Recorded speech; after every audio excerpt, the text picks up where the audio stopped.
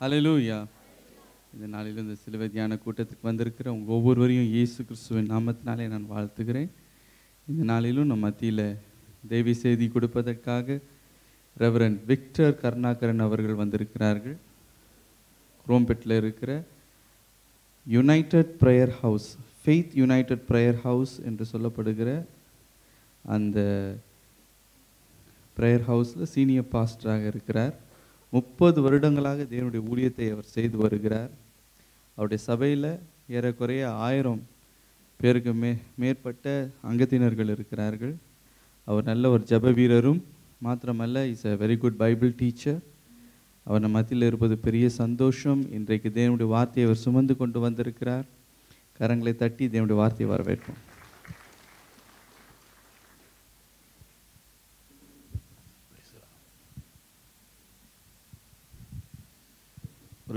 ஹல்லேலூயா.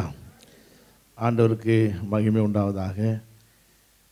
இயேசு கிறிஸ்துவின் இன்ப நாமத்தினாலே உங்களை வாழ்த்துகிறேன். கர்த்தர் உங்களை ஆசீர்வதிப்பாராக. இந்த நாளிலும் தேவனுடைய கிருபையினாலே கர்த்தருடைய வார்த்தையை பகிர்ந்து கொள்ள ஏலிம் திருச்சபையிலே தேவன் பாராட்டின தயவுக்காக நான் அவரை துதிக்கிறேன். வாய்ப்பு கொடுத்த அருமையான பாஸ்டர் அவர்களுக்கும் எல்லா சபை மூப்பர்கள் எல்லாருக்கும் நன்றியை தெரிவித்துக் கொள்கிறேன். பிரதர் சந்தியாக அவர்களுக்கும் நன்றியை தெரிவித்துக் கொள்கிறேன். சொன்னது போல அவர் சொன்னது போல குரோம்பேட்டை பகுதியிலே ஃபெய்த் பிரேயர் அசம்பிளி திருச்சபை என்ற ஒரு திருச்சபையை நடத்தி வருகிறேன். கர்த்தர் கிருபையாக இன்னும் 2 சபைகளை அவர் கொடுத்திருக்கிறார். அவர் சொன்னது போலவே ஆண்டவர் அநேக ஆத்துமாக்களை அநேக குடும்பங்களை கர்த்தர் கொடுத்து கொண்டிருக்கிறார். 1000க்கு நேராக அவர் சொன்னபடியே ஆத்துமாக்கள் வருவார்கள். அல்லேலூயா. கர்த்தருக்கு ஸ்தோத்திரம்.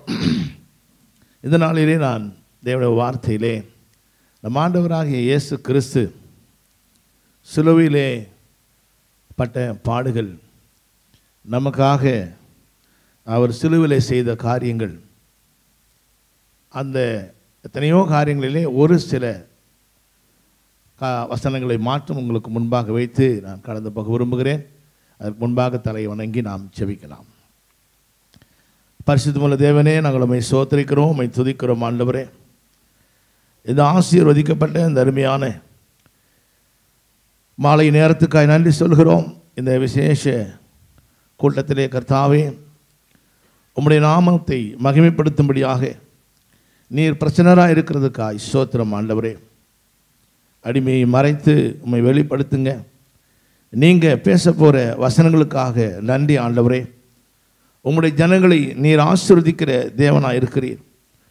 உம்முடைய ஜனங்களை ஆண்டவரே நீர் பெயர் சொல்லி அழைத்திருக்கிறீர், பரிசுத்தப்படுத்தியிருக்கிறீர், நீதிமான்களாய் மாற்றியிருக்கிறீர். ஆண்டவரே, நீர் மகிமைப்படுத்துகிற தேவனாக இருக்கிறீர். தேவ ஆவியானவர் எங்கு உண்டு அங்கு விடுதலை உண்டு.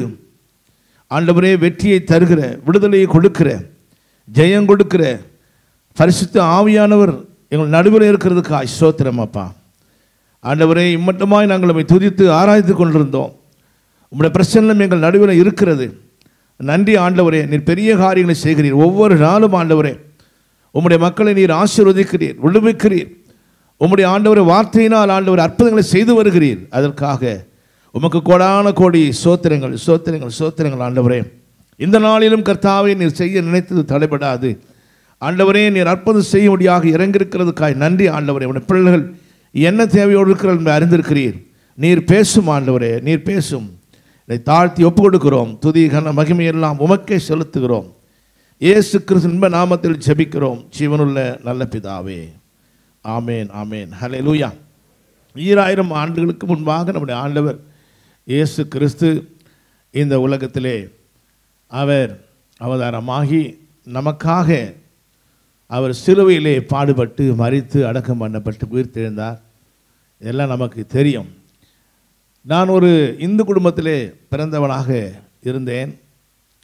என்னுடைய சிறு பிராயத்திலே இந்து விக்கிரகங்களை வணங்கி நாங்கள் விக்கிரக ஆராதனை குடும்பத்தில் பிறந்தபடினால் விக்கிரக ஆராதனை செய்து கொண்டிருந்தோம். பிற்பாடு என்னுடைய கல்லூரி பருவங்களிலே நான் ஒரு நாஸ்திகனாக மாறினேன். கடவுளே இல்லை, கடவுள் கிடையாது, விசுவாசம் கிடையாது, ஆவிகளின் மேலே எனக்கு நம்பிக்கை இல்லாதவனாக ஒரு நாத்திகனாக நான் வாழ்ந்து கொண்டிருந்தேன்.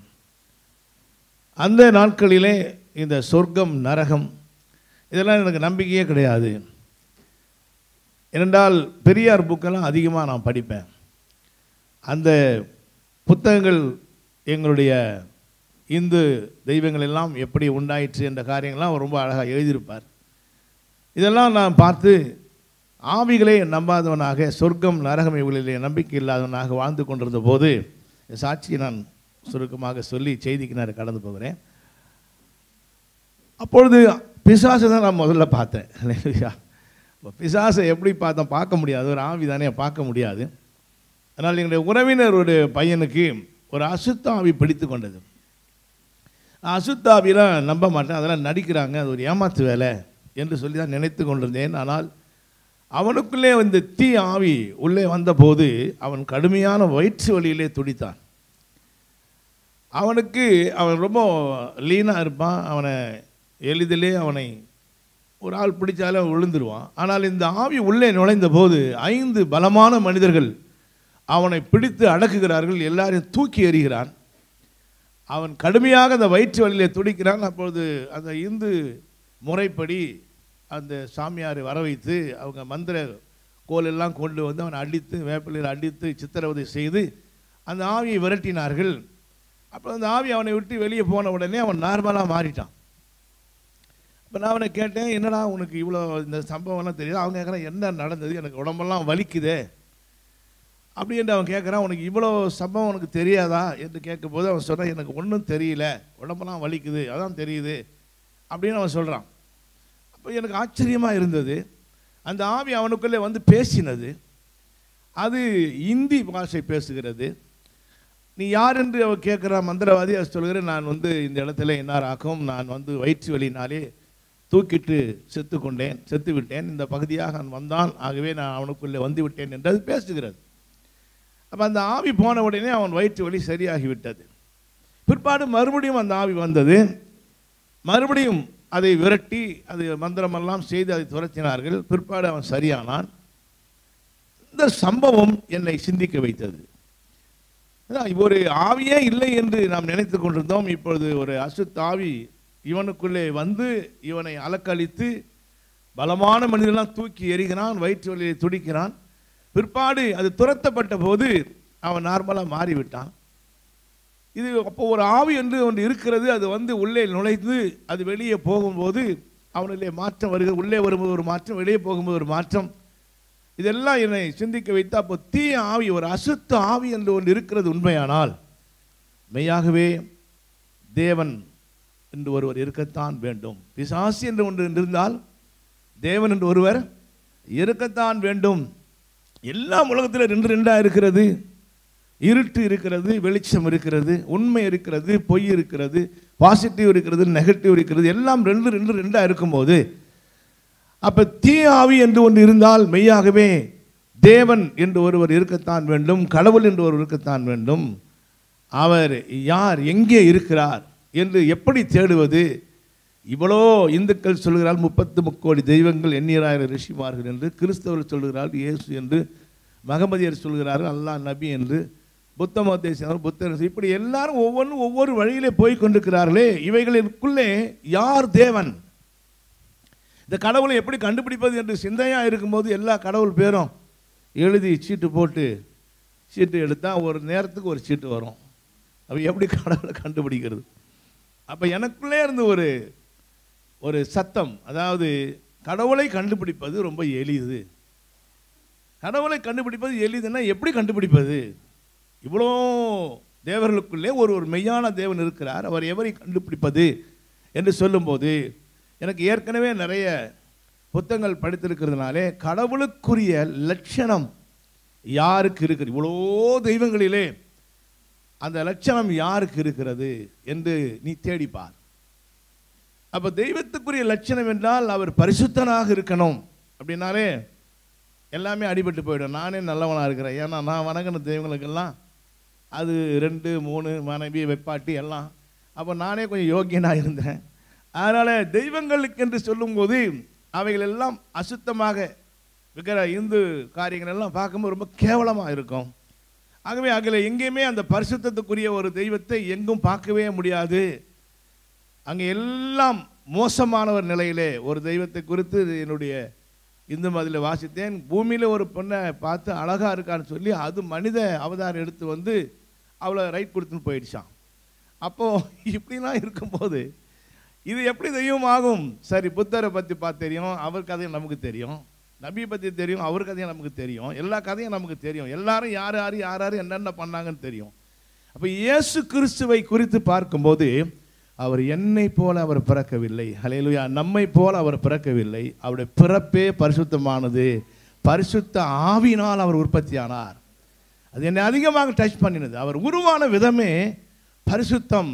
மனித வித்தினாலே அவர் உருவாகவில்லை, தேவ ஆவியினாலே அவர் உருவானார். ஒரு கன்னி பெண்ணின் கருவிலே அவர் உருவானார். அல்லேலூயா.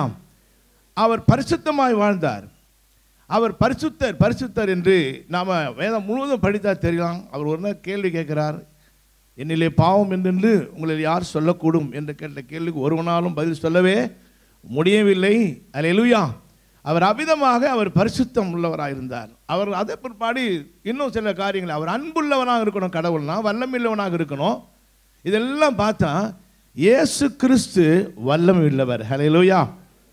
சிலர் என்ன செய்கிறாங்க, என்னென்னவோ சித்து வேலையெல்லாம் செய்து அவங்க கடவுள் என்பதை நிரூபிக்க விரும்புகிறாங்க. ஆனால் அந்த சித்து வேலையை கடவுள் இல்லைன்றவங்க கூட செய்கிறான். கடவுள் இல்லை இருக்குதுன்றவனும் செய்கிறான், இல்லைன்றவனும் செய்கிறான். அதை விட காரியங்களை மந்திரவாதிகள் செய்கிறார்கள். ஆனால் இயேசு செய்த காரியங்களை இந்த 21ஆம் நூற்றாண்டு வரைக்கும் நம்ம பார்க்குறோம். யாராலும் செய்ய முடியாத காரியங்களை அவர் செய்தார். அல்லேலூயா. சித்து வேலையில் சில ஜிலேபி செஞ்சாரா, இல்லை பூந்தி செஞ்சு கொடுத்தா, இல்லை ஜுவல்ஸ் உருவாக்கி கொடுத்தா, இல்லை ஒரு விபூதி வாங்கி உருவாக்கி கொடுத்தா அவன் கடவுளாம். அல்லேலூயா. ஆனால் என் இயேசு பிறவிக்குடன் கண்களை அவர் திறந்தார், ஊமையரை அவர் பேச வைத்தார், சப்பானிகளை அவர் நடக்க வைத்தார், கடல் மேல் அவர் நடந்து வந்தார், காற்றும் கடலும் அவருக்கு கீழ்ப்பட்டது, பேய்களை அவர் துரத்தினார். அல்லேலூயா. சகல அதிகாரமுடையவராய் அவர் சர்வ வல்லவராய் மரித்தோரை எழுப்புகிற தேவனாய் அவர் காணப்பட்டபடினாலே அவருடைய வல்லமைக்கு நிகரான வல்லமை எங்குமே கிடையாது. அல்லேலூயா. அவர் வல்லமை உள்ளவர், அவர் அன்புள்ளவர். இப்படியெல்லாம் தெய்வத்துக்குரிய லட்சணம், எல்லா லட்சணங்களும் கிறிஸ்துவிலே பொருந்தினதை நான் பார்த்தேன். அல்லேலூயா. அப்போ எனக்கு இயேசு கிறிஸ்துவை குறித்து அதிகமாக அறிந்து கொள்ள ஆசைப்பட்டு என்னுடைய உறவினர் ஒருவர் இயேசுவை ஏற்றுக்கொண்டிருந்தார். அவர் ஆண்டவரை பற்றி சொல்லுவார். அவர்கிட்ட நான் போய் அவர்கிட்ட பல கேள்விகளெல்லாம் கேட்டேன். எல்லா கேள்விகளுக்கும் அவர் வேதத்திலிருந்து விடை கொடுத்தார். அல்லேலூயா. இந்த வேத புஸ்தகம் நம்முடைய எல்லா கேள்விகளுக்கும் பதில் கொடுக்கிறது. அல்லேலூயா. அன்புள்ளவர் என்று சொன்னால் இயேசுவை போல அன்புள்ளவர் ஒருவன் இருக்க முடியாது. தம்முடைய ஜீவனையே அவர் நமக்காக கொடுத்தார். அல்லேலூயா. கல்வாரியிலே அவர் அந்த பாடுகளை ஏன் பட்டார்? சில பேர் நான் கூட கேட்டிருக்கிறேன், இந்துவாக இருக்கும்போது அவர் கடவுளாக இருந்திருந்தா அந்த சிலுவையிலே அடிக்கும்போது அவர் என்ன செய்ய, கொஞ்சம் மறைந்து போயிருக்கலாமே. சிலுவையிலே அவரை அடித்து அவரை துன்புறுத்தி அவரை கொல்லுகிற நேரத்திலே அவர் விதமாக துடிதுடித்து அவர் மரித்து விட்டாரே, அவர் எப்படி கடவுளாக இருக்க முடியும் என்று கூட நான் நினைத்தது உண்டு. ஆனால் பிரியமானவர்களே, அவரை யாரும் அடிக்கவும் முடியாது, கொல்லவும் முடியாது. அல்லேலூயா. அவர் கடவுள். அவர் எத்தனையோ முறை மறைந்து போயிருக்கிறார். அல்லேலூயா. ஆனால் எதற்காக அவர் அந்த பாடுகளை பட்டார் என்று அதுக்கு பிற்பாடு தான் எனக்கு தெரிந்தது. இயேசு நம்முடைய பாவங்களிலிருந்து நம்மை விடுதலையாக்குவதற்காக, நம்மை மீட்பதற்காக, அல்லேலூயா, நம்மை நீதிமான்களாய் மாற்றுவதற்காக தேவன்தாமே இந்த உலகத்திலே, அல்லேலூயா, நமக்காக அவர் சிலுவையிலே பாடுகளை அனுபவித்து மரித்து, அல்லேலூயா, நமக்கு மீட்பை உண்டாக்கி கொடுத்தார். அல்லேலூயா. அதுதான் அன்பு. ஆமென். இந்த ஆண்டவர் அந்த சிலுவையிலே அவர் என்னென்ன காரியங்களை அவர் செய்தார் என்பதை குறித்து ஒரு 4 காரியங்களை நான் உங்களுக்கு முன்பாக வைக்க விரும்புகிறேன். அல்லேலூயா. 1 பேதுரு 2:24 நான் வாசிக்கும் போது, சிலுவையிலே இயேசு கிறிஸ்து நம்முடைய பாவங்களை அவர் சுமந்தார். அல்லேலூயா. நாம் பாவங்களுக்கு செத்து நீதிக்கு பிழைத்திருக்கும்படி அவர்தாமே தமது சரீரத்திலே நம்முடைய பாவங்களை சிலுவையிலே சுமந்தார். அல்லேலூயா. நம்முடைய பாவங்களை அவர் சிலுவையிலே சுமந்தார். சிலுவையிலே அவர் நம்முடைய பாவங்களை அவர் சுமந்தார். அல்லேலூயா. இந்த பாவம் என்று சொல்லும்போது, நான் ஆண்டவர்கிட்ட வந்தபோது ஆண்டவர் என்னுடைய வழிநடத்தின ஒருத்தர் சொன்னார், தம்பி நீ இயேசுவை உண்மையான தேவன் என்று ஏற்றுக்கொள்வாயானால் நீ உன்னை பாவி என்று ஒத்துக்கொள் என்று சொன்னார். நான் சொன்னேன், நான் ஒரு பாவம் செய்யவில்லை என்று சொன்னேன். அப்போ அவர் சொன்னார், பாவம் செய்யாதவர்கள் யாருமே கிடையாது. நான் என்ன பாவம் செஞ்சேன்? பாவம் ஒன்றும் செய்யலையா அப்படின்னேன். அப்போனா அவர் கடவுள் உனக்குள்ளே வரமாட்டார். எல்லாரும் பாவம் செய்து தேவ மகிமையை இழந்து போனார்கள் என்று வேதம் சொல்லுகிறது. ஆகவே நீ பாவி என்று ஒப்புக்கொண்டால் அந்த தேவன் உனக்குள்ளே வருவார். அவர் உன் பாவங்களை மன்னிப்பார். உன் பாவங்களை கழுவி உன்னை பரிசுத்தவானாக மாற்றுவார். ஆகவே நீ ஏற்றுக்கொள்ள வேண்டும். இயேசு மெய்யான தேவன் என்று ஒப்புக்கொள்ளுகிறாய். ஆனால் நீ உன் வாழ்க்கையிலே உன் இருதயத்தை திறந்து கொடுக்க வேண்டும் என்று அவர் சொன்னார். இப்போ நான் சொன்னேன், முதல் முறையாக நான் ஜெபம் பண்ண போது நான் சொன்னேன், ஆண்டவரே நீர்தான் மெய்யான தேவன். அதை நான் கண்டுபிடித்து விட்டேன். இதான் ஃபஸ்ட்டு ஜெபம், என்னுடைய ஜெபம் 1976. அப்போ நான் இந்த ஜெபத்தை ஏறெடுக்கணும். ஒரு சின்ன ரூமில் நான் இந்த ஜெபத்தை ஏறெடுத்தேன். ஆண்டவரே, நான் பாவம் ஒன்றும் செய்யலை, ஆனால் பாவி என்று ஒப்புக்கொள்ளுகிறேன். எனக்குள்ளே நீங்கள் வரணும் அப்படின்னு சொன்னேன். அவ்வளோதான். யாரோ என்னை தொட்டது போல இருந்தது. அந்த அந்த சம்பவம், அந்த வார்த்தையில் சொன்ன உடனே எனக்குள்ளே என்னை யாரோ தொட்டது போல இருந்தது. என்னுடைய பாவங்கள் எனக்கு முன்பாக வர ஆரம்பித்தது. நான் எவ்வளவு பயங்கரமான மோசமானவன் என்பதை கடவுள் எனக்கு காண்பிக்க ஆரம்பித்தார். ஹல்லேலூயா. தேவ ஆவியானவர் ஒரு மனிதனை தொடும்போது தான் அவன் உணர்வடைந்த அந்த பாவ உணர்வு அவனுக்குள்ளே வர முடியும். அல்லாமல் அந்த உணர்வு வராது. ஆண்டவர் ஆவியான தொட்ட போது நான் சின்ன வயசிலிருந்து என்னென்ன காரியங்கள் செய்தனோ அதெல்லாம் எனக்கு தேவனுக்கு விரோதமான பாவம் என்பதை ஆண்டவர் காண்பித்தார். நான் ஒரு சின்ன வயசில் ஒரு பாட்டியை ஏமாத்தினேன். அது அப்போ எனக்கு ஞாபகத்தில் வருது. அந்த பாட்டி அந்த காலத்திலே நம்ம ஒரு முட்டை, கோழி முட்டை 25 காசு. அந்த 25 காசு. அப்போ நான் என்ன பண்ணேன், ஒரு எங்கள் ஊர் பக்கமாக ஒரு மலை இருக்கிறது. அந்த மலையிலே வந்து கழுகுகள் வந்து முட்டையிடும். அந்த முட்டைகளை போய் நான் எடுத்துக்கிட்டு வந்து அந்த பாட்டிக்கிட்ட விற்றேன். அந்த பாட்டி என்ன பண்ணுச்சுன்னா, அந்த முட்டையை எடுத்து தண்ணியில் விட்டு பார்த்து செக் பண்ணு. எனக்கு கை காலெலாம் ஒரு சின்ன பையன் நான். அப்போ அந்த முட்டையை டெஸ்ட் பண்ணி பார்க்குது. அந்த முட்டை நல்ல முட்டையாக கெட்ட முட்டையான்னு. அது 2 முட்டை வாங்கிக்கிச்சு, நல்ல முட்டைன்னு சொல்லி வாங்கிக்கிச்சு, கழுகு முட்டை. அது 25 காசு.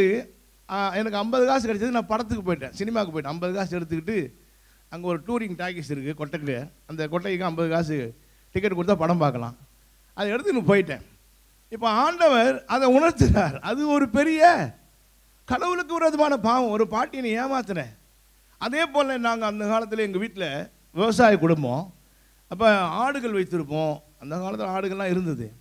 அப்போ அந்த ஆடுகளுக்கெல்லாம் தலை கொண்டு வர நான் மாலை நேரங்களில் போய் பெரிய பெரிய அந்த கொருக்காப்பள்ளி மரம்னுவாங்க, அந்த மரங்கள்லாம் வெட்டி சாய்த்து மரங்களோடு தூக்கிட்டு வந்துடுவேன்.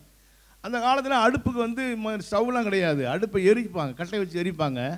அப்போ ஒரு பக்கம் விறகாகும், ஒரு பக்கம் ஆட்டுக்கு தலையாகும். புல்லாக இருக்கிறேன்னு போய் வயலில் போய் பயிர்கள்லாம் அறுத்துருவேன். இதெல்லாம் கடவுள் உணர்த்துறாரு. அப்பா அம்மாவை எதிர்த்து பேசி அவங்களுக்கு விரோதமாக பேசின காரியங்கள் எல்லாம் கடவுள் உணர்த்துறாரு. கடவுள் இல்லை என்று இவ்வளவு நாள் நீ மதிக்கட்டவனாய் போனாயே, அதுவே பாவம். கடவுளுக்கு விரோதமான எல்லா பாவங்களும் எனக்கு ஒன்றின் பின் ஒன்றாய் வருகிறது. விவசாய கிராமத்திலே அந்த காலத்தில் பிறந்து வளர்ந்தாலும் மரம் எல்லாம் நான் வேகமாக ஏறுவேன். பனை மரம்லாம் அப்படியே சர்வசாதாரணமாக ஏறி அங்கேயே நுங்கு வெள்ளி தின்னுட்டு வந்துடுவேன். அப்படியாப்பட்ட ஒரு ஆள் தென்னை மரத்தில் ஏறி தென்னங்காய் பறித்து அதெல்லாம் நாங்கள் எல்லாம் ஒரு குரூப்பாக போய் அந்த தென்னந்தோப்பியை காலி பண்ணுவோம். இதெல்லாம் வந்து எனக்கு பாவம் என்று ஆண்டு உணர்த்துறாரு. இந்த பாவங்களெல்லாம் நான் கதறி கதறி அழ ஆரம்பித்தேன். ஆண்டவரே, இவ்வளோ நாள் உண்மை அறியாமல் இருந்தேனே, அதுவே பாவம். உண்மை வணங்காமல் இருந்தேனே, அதுவே பாவம். இந்த காரியங்களுக்கெல்லாம் நான் என்ன செய்யணும் என்று சொல்லும்போது எல்லாம் மன்னிப்பு கேட்கணுன்ற போது ஒவ்வொரு இடமாய் போய் நான் மன்னிப்பு கேட்டேன். அப்போ அந்த ஒரு ஐயர்கிட்ட போய் நான் மன்னிப்பு கேட்குறேன். ஐயரே, உங்கள் வீட்டில் நான் தென்னை மரத்தில் தேங்காய் அறுத்தேன், என்னை மன்னிச்சிடுங்க, அதுக்குரிய கிரையெல்லாம் கொண்டு வந்திருக்கிறேன் என்ன. அவர் அப்படியே ஆச்சரியமாக பார்த்தார். அப்போ புல்லுக்கு பதிலாக பயிர் அறுத்துக்கிட்ட போய் மன்னிப்பு கேட்டேன். ஒரு கலப்பை செய்கிறதுக்காக ஒரு பெரிய வேலை மரத்தை போட்டு தண்ணியில் ஊற வச்சுருப்பாங்க. அந்த மரத்தையே நான் திருடி கொண்டு வந்துட்டேன். அது மரம் தண்ணியில் ஊறும் கிணத்துக்குள்ளே. மேலே பம்பு செட்டுக்கு மேலே நின்று பார்த்தா மரம் பளிச்சுன்னு தண்ணியில் தெரியும். நானும் இன்னொரு சகோதரன், அவரும் ஊழியக்காரன் மாறிட்டார். 2 பேரும் உள்ளே மூழ்கி அந்த மரத்தை தூக்கிட்டு வந்து அதை ரெண்டாக பிளந்து அவருக்கு பாதி எனக்கு பாதி. அந்த ஓனருக்கு தெரிஞ்ச வெட்டியை போட்டிருப்பான். அவன் காலையில் வந்து பார்த்தா கலப்பை செய்கிற மரமே போயிடுச்சு, திருடு போயிடுச்சு. அப்போ அவர்கிட்ட போய் மன்னிப்பு கேட்கும்போது எனக்கு ஒரு பயம், என்னை அடிச்சிருவான் போல இருக்குது, கொண்டுடுவான் போல ஒரு பயம். நான் அவர்கிட்டையும் போய் மன்னிப்பு இருதயத்தை தைரியப்பட, கர்த்தாவே நான் போய் மன்னிப்பு கேட்குறேன், என்னை ஒன்றும் அவன் அடிச்சிடக்கூடாது என்று சொல்லி நான் அப்போ வயசு எனக்கு 19 வயசு. அப்போ போய் நான் மன்னிப்பு கேட்க போகிறேன். அவன் என்னை பார்த்து ஒரு நீ தான் அந்த மரத்தை தூக்கி போனவனா என்று ஒரு கேள்வி கேட்டான். எனக்கு என்ன செய்ய போகிறான்னு தெரியல. பரவாயில்ல தம்பி, நீ வந்து உண்மையை ஒத்துக்கொண்டியே, நான் உன்னை மன்னிக்கிறேன். உங்கள் கிராமத்தில் போய் நிறைய பசங்க இப்படி தான் திருடுறானுங்க, அவனுங்கெல்லாம் போய் திருத்துனான் அந்த ஆள். ஆனால் அது ஒரு மனிதனால் திருத்த முடியாது. என் அப்பன் இயேசு ஒரு மனிதனை திருத்தி விடுவார். ஹல்லேலூயா. இயேசு கிறிஸ்து ஒரு நொடி பொழுதில் என்னை மாற்றினார். அந்த ஜபத்துக்கு பிற்பாடு நான் கதறி நான் அழ ஆரம்பித்தேன். அந்த எனக்கு பாவ மன்னிப்பு கிடைக்கல. என்ன கிடைச்சதுன்னா பாரம் தான் வந்து சுமத்த ஆரம்பிச்சு. நான் ஒரு பெரிய பாவி என்று அழுது, ஆண்டவரே நான் எல்லாரும் உலகத்தில் இருக்கிற பாவிகள் நான் தான் ஒரு லீடராக இருப்போம் பொழுது, ஆண்டவரே என்னை மன்னிங்க ஆண்டவரே, என்னை மன்னிங்க ஆண்டவரே என்று கதறின போது ஒரு நாள் ஆண்டவரோட சத்தம் கேட்டது, மகனே உன் பாவங்கள் மன்னிக்கப்பட்டது. ஹல்லேலூயா. உன் பாவங்கள் மன்னிக்கப்பட்டது. அந்த நிச்சயம் எனக்கு வந்தவோடு ஒரு மழை திறந்த வெள்ளம் போல எனக்கு முதல்ல கிடைச்சது இல்லைன்னா சந்தோஷம்தான். ஹல்லேலூயா. இயேசுவை ஏற்றுக்கொண்டே உனக்கு என்ன கிடைச்சிது அப்படின்னு கேட்கும்போது நான் என்ன சொல்லுவேன்னா, எனக்கு கிடைச்சது ஒரு பெரிய சந்தோஷம். ஹல்லேலூயா. ஒருவரும் கொடுக்கக்கூடாத, ஒருவரும் எடுக்கக்கூடாத ஒரு பெரிய மகிழ்ச்சி, ஒரு பெரிய சந்தோஷத்தை கர்த்தர் எனக்கு கொடுத்தார். சமாதானம் எனக்கு உண்டாயிற்று. எல்லாம் உலகத்தை பார்க்கும்போது ஒரு பெரிய புதுசாக எல்லாம் காட்சி அளிக்கிறது. ஹல்லேலூயா. எம்பெருமான் இயேசு கிறிஸ்துவின் ரத்தம் நம்முடைய பாவங்களை நீக்கி நம்ம என்ன செய்கிறது? சுத்திகரிக்கிறது. ஹல்லேலூயா. ஒரு புதிய மனுஷனாய் நம்மை மாற்றி விடுகிறது. ஹல்லேலூயா. அப்போ எங்கள் அப்பா அம்மாலாம் நான் வந்து இந்த மாதிரி கிறிஸ்துவ ஆலயத்துக்கு போகிறேன்னு தெரிஞ்சவொடனே ரொம்ப சந்தோஷப்பட்டார். ஏன்னா எங்கள் அப்பா என்னை திருத்துவதற்கு எவ்வளோ முயற்சி எடுத்து பார்த்தார். எவ்வளோ முயற்சி எடுத்தாரோ அவ்வளவா நான் ரொம்ப ஒஸ்ட்டாக போய்கிட்டே தான் இருந்தேன். அவர் இதை செய்யக்கூடாதுன்னா அதை செய்வேன். அவருக்கே ஒரு பெரிய வெறுப்படைந்து என் மேலே அவர் வெறுத்து என்னை பேசாத அளவுக்கு அப்படி ஆகி போட்டது. அந்த என்னுடைய வாழ்க்கை அப்படி கடந்தது. அப்போ நான் ஒரு நாள் ஆண்டவரை ஏற்றுக்கொண்ட பிற்பாடு என் தகப்பனை தாயை நிற்க வச்சு அவங்க காலில் விழுந்து நான் மன்னிப்பு கேட்டேன். என்னை மன்னிச்சிருங்க, உங்களுக்கு விரோதமாய் நான் எவ்வளோ காரியங்களை செய்திருக்கிறேன், உங்களை எதிர்த்து பேசியிருக்கிறேன், நான் எனக்கு மன்னிப்பு கொடுங்கள் என்று கேட்டேன். அவங்களாம் ஆச்சரியப்பட்டு என்னை ஆசீர்வதித்தாங்க. அம்மா என்ன ஒரு மாற்றம் பையனுடைய வாழ்க்கையில் என்று சொல்லி. இந்த மாற்றத்தை யாரால் செய்ய முடியும்? ஹல்லேலூயா. இயேசு ஒருவரால் தான் செய்ய முடியும். ஹல்லேலூயா. அன்பானவர்களே, இப்போ நம்முடைய பாவங்களை அவர் சுமந்தார். பாவத்தின் சம்பளம் என்னதுங்க? மரணம். ஹல்லேலூயா. பாவம் தேவனுக்கு விரோதமாக நாம் செய்கிற, மனுஷனுக்கு விரோதமான காரியங்கள் கூட தேவனுக்கு விரோதமான பாவமாகத்தான் இருக்கிறது. ஹல்லேலூயா. அன்றைக்கு அந்த பாவத்தினுடைய கொடூரத்தை மனிதன் அறிகிறதில்லை. பாருங்க, ஆதாமும் ஏவாளுடைய கதை நமக்கு நல்லாவே தெரியும். அவங்க என்ன செஞ்சாங்க? தேவனுக்கு விரோதமாக பாவம் செய்த போது அங்கே என்ன உண்டாயிற்று? மரணம் உண்டாயிற்று. அந்த மரணம் என்ன? அவர்கள் இது புசிக்கும் நாளிலே நீங்கள் சாகவே சாவீர்கள் என்று சொன்னார். ஆனால் சடுதியாய் விழுந்து அவர்கள் என்ன செய்யவில்லை? அங்கே உடனே சாகவில்லை. அவர்கள் அங்கே இல்லாமல் போக, மரணம் என்று சொன்னால் அப்படியே மரித்து இல்லாமல் போய்விடுகிற ஒன்று அல்ல. அந்த மரணம் என்று சொல்லும்போது பிரிவு, மரணம் என்று சொன்னால் அழிவு, மரணம் என்று சொன்னால் பெரிய துக்கம், மரணம் என்று சொன்னால் வியாகுலம், இந்த வருத்தம், வேதனை, இழப்பு, இதெல்லாம் என்னதுங்க? மரணம்தான். நிறைய நேரங்கள் நம்ம தெரியாமல் இருக்கிறோம். பாருங்க, பிரிவு. அங்கே அவர்கள் பாவம் செய்த உடனே என்ன நடந்தது என்று சொன்னால், அங்கே ஏதேனை விட்டு அவள் பிரிந்தார்கள். தேவனை விட்டு பிரிய வேண்டிய ஒரு சூழ்நிலை, மரணம். அவர்கள் ஆவியிலே மரித்து போனார்கள். அவர்களுக்குள்ளே இருந்த ஜீவன், தேவன் அந்த ஆதாமின் நாசிலே ஊதின அந்த ஜீவ சுவாசம், ஜீவ ஆத்மாவாய் மாறின ஆதாம் அவனுக்குள் இருந்த அந்த நித்திய ஜீவனை இழந்து விட்டான். இழப்பு, வேதனை, இதெல்லாம் மரணம்தான். அவர்களுக்கு என்ன கிடைச்சது? வருத்தம். அந்த ஏதேன் தோட்டத்தை விட்டு அவர்கள் துரத்தப்பட்டார்கள். தேவனை விட்டு பிரிந்து போனார்கள். எல்லாவற்றையும் இழந்தார்கள். ஆசீர்வாதத்தை இழந்தார்கள், அதிகாரத்தை இழந்தார்கள், ஆளுகையை இழந்தார்கள். ஆண்டவர் இந்த பூமியின் மேலே மனிதனுக்கு கொடுத்த ஆளுகை, அவங்க என்ன சொன்னார்? அவளை ஆசீர்வாதத்தை நீங்கள் பழுகி பெருகி இந்த பூமி என்ன செய்யுங்க? ஆண்டு கொள்ளுங்கள் என்று சொன்னார். அப்போ பாவம் பாருங்க எவ்வளோ பயங்கரமான விளைவை உண்டாக்கியது. இன்றைக்கி உலகத்தில் நடக்கிற அத்தனை காரியங்களுக்கும் அந்த ஆதாம் ஏவாளும் செய்த பாவம்தான். அவர்கள் செய்த பாவத்தினாலே மனுக்குலமே என்ன ஆயிற்று? பாவத்துக்குள் ஆயிற்று. பாவம் மரணம் என்ற பிரமாணம் ஆதாமின் மூலமாக மனுக்குலத்தை ஆண்டு கொண்டது. ஆனால் பிரியமானவர்களே, அந்த பாவத்தில் இருந்து, அந்த பாவ பிரமாணத்தில் இருந்து, பாவ மரணம் என்ற பிரமாணத்தில் இருந்து நம்மை விடுதலையாக்கத்தான் தேவன் தமது குமாரனை அனுப்பினார். ஹல்லேலூயா, ஹல்லேலூயா. பாருங்க, அந்த பாவ பிரமாணம் அந்த மனிதனை ஆண்டு கொண்டதினாலே அவன் ஆளுகிறவனாக அல்ல, ஆளப்படுகிறவனாய் மாறினான். ஆளுகை இழந்தான். அவனை பாவம் ஆளுகிறது, வியாதி ஆளுகிறது, அவன் இயற்கை ஆளுகிறது, அவனை வருத்தம் ஆளுகிறது, துன்பம் ஆளுகிறது. ஆளுகை எல்லாம் இழந்து போன அந்த மனிதனுக்கு ஆண்டவராக இயேசு கிறிஸ்துவின் மூலமாக கல்வாரி சிலுவையிலே, ஹல்லேலூயா, நம்முடைய ஆண்டவர் அவர் துடிதுடித்து மரித்த அந்த மரணத்தின் மூலமாக, அவர் சிந்தின அந்த விலையேறப்பட்ட இரத்தத்தின் மூலமாக மனிதனுக்கு மீட்பு உண்டாயிருக்கிறது. ஹல்லேலூயா. நம்முடைய பாவங்கள் எல்லாம் அவர் சுமந்து விட்டார். ஹல்லேலூயா. என் பாவங்கள் எல்லாம் அவர் சுமந்து விட்டார். பாவத்தின் சம்பளம் மரணம். ரத்தம் சிந்து இல்லாமல் என்ன கிடையாது? பாவ மன்னிப்பு கிடையாது. அவங்க பாவம் செஞ்ச உடனே பாருங்க, அவங்க என்ன பண்ணாங்க? உடனே அவர்கள் ஓடி ஒளிந்து கொண்டார்கள் பார்க்குறோம். அதெல்லாம் நமக்கு தெரிஞ்ச ஒரு விஷயம்தான். அது அவங்க புத்தகத்தில் நாம் படிக்கிறோம். தேவன் வருகிற சத்தத்தை கேட்டு அவர்கள் என்ன செய்தார்களாம்? ஓடி ஒளிந்து கொண்டார்கள். அதுக்கு முன்பாக ஒரு வேலை ஒன்று செய்கிறாங்க. அது என்ன செய்கிறாங்க?